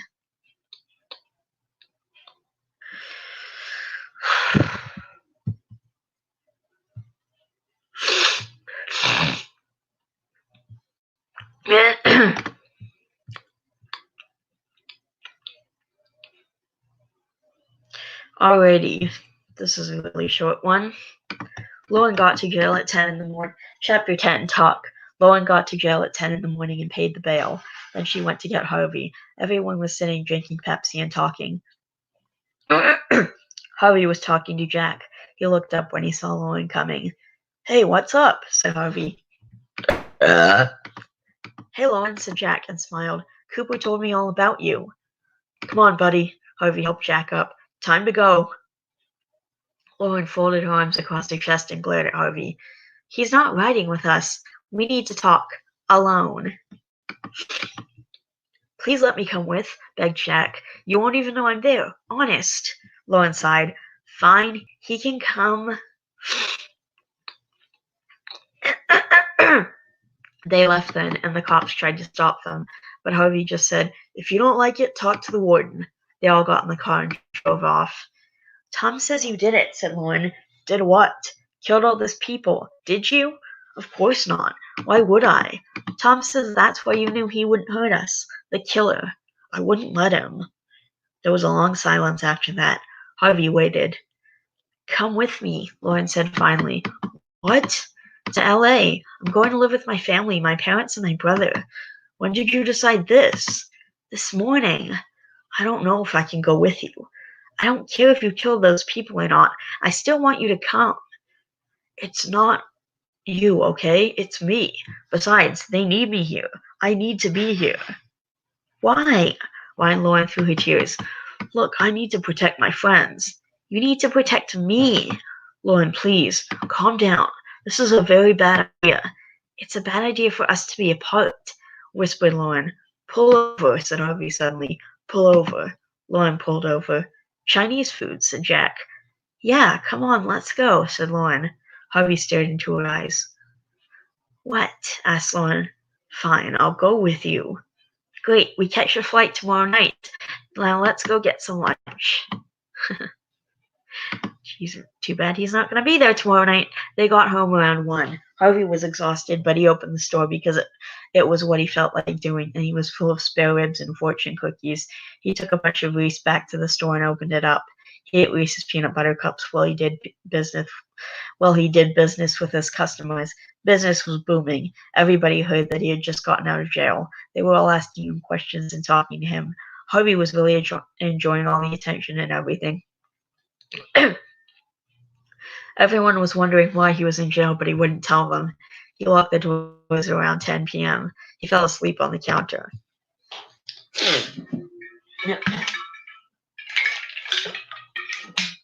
And the author's note that I wrote for that one just says, yeah, so I don't know.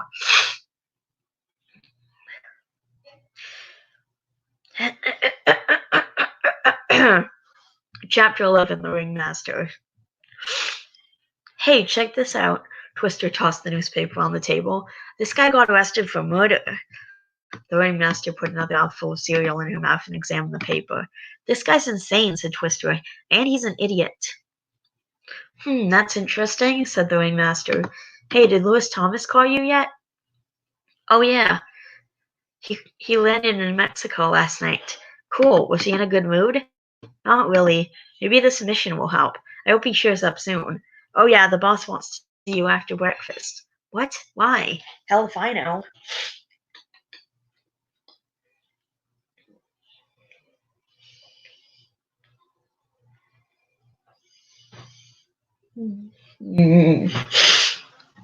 The ringmaster knocked on the door. The boss was on the phone, but she waved the ringmaster inside. Yeah, she said. Okay, talk to you later. Bye. Then she hung up. Hey, said the ringmaster. Twister said you wanted to see me. Yeah, I do. We need to talk. What's this about? You've been slipping. What's going on? I just had a lot on my mind lately. You have one more chance. I have a mission for you. Today, in that little town down there. You mean Almont? Yeah, that one. This is your last chance. If you screw this up, that's it. Got it? Yeah, okay. I'm counting on you. You're actually lucky you're still here. If Louis Thomas was still here, this mission would be his, and you know what that would have meant for you. Don't worry, I won't let you down. Good, I hope not. Here's the file. The deadline is 2 p.m. You are dismissed. See you later. The ringmaster hurried out. What did she say? Asked Twister. I'm on thin ice. I gotta go do this mission. I believe in you. Thanks, I gotta go. Okay, see you later. Author's note. Yeah, so we met the ringmaster. Great, some shit's going down. She's gonna be really important later on, and so is Twister, so remember them. See ya. Update July 3rd, 2016. Wow, I cannot believe how long it's been since I first introduced the Ringmaster and Twister. They've been through so much with Harvey since then that looking back, I can't believe there was a time when they didn't know each other. Alright, my voice is getting really raspy and my throat is feeling scratchy. I'm just not going to be able to get through the next couple chapters. At least not right now. Ooh, wait, you know what? I will do one more chapter because this one is really, really short. At chapter 12, fight. Harvey took $1,000 plus everything he had made at his convenience store the previous day and decided to take a day off and go downtown for a day of fun. He needed a day off. First he went to the Science Museum, then went out for lunch. He went to Johnny Rockets and got enough chicken wings to feed a bear. Then he went to the Art Museum. He drove around for almost 10 minutes looking for a parking spot. Then he found one. Just as he was driving into the parking spot, another car got into the spot before he pulled in. Harvey climbed out of his car. Hey, what are you trying to do? He cried. That was my spot. Out of the other car climbed Mayor Cannonball. My spot now, Cannonball. There was a little edge to Harvey's voice. Give me my spot back. No. No? You're saying no? Well then, he said with a dark chuckle. I guess I'll just have to fight you for it. Okay then. Are we gonna fight or not? Harvey grinned darkly. The darkness glinted in his eyes. It's your neck, I guess. Then Mayor Cannonball hurled himself at Harvey. Harvey used his powers to negate the attack. Mayor Cannonball was thrown against one of the cars and the alarm went off. Damn it, that is so freaking annoying, Harvey thought. They fought for about 10 minutes, kicking and punching each other. Then Mayor Cannonball threw Harvey to the ground. The last thing Harvey saw before he blacked out was someone knocking Mayor Cannonball off of him. Author's note, Mayor Cannonball is the boss of the SHA, which is why he was fighting Harvey. So you'll also find out more about Harvey and Mayor Cannonball and so forth later on. And also, I don't know where I was going with this shit. I forgot what I was going to write. Love heart. Okay, so that's it. I don't feel good. My throat is very scratchy and I'm just not feeling great. So like I said, I had a complete freaking meltdown last night where I was screaming and crying and stuff, so I'm not feeling up to doing an entire whole thing today. So I think I'm gonna stop there. And I'll try and record later if I'm feeling better, or I'll record like tomorrow. If I can't continue recording today, I might do another live stream tomorrow, or I might post another couple of chapters. I'm just gonna see how I'm feeling, and then dependent upon that, I will try and do another live stream tomorrow. But despite my throat being really scratchy today, this is actually the longest live stream I've ever done all at once. Like, this is a 3-hour live stream. Hang on. How long is this chapter actually? Yeah, I don't think there's gonna be like, yeah, I don't think I can watch this chat. I don't think I can read this chapter. And there's not even any like paragraphs as far as I can tell. So I'm just gonna leave this live stream. I love each and every one of you guys. Please don't forget to always be yourself. Vanellope signing out.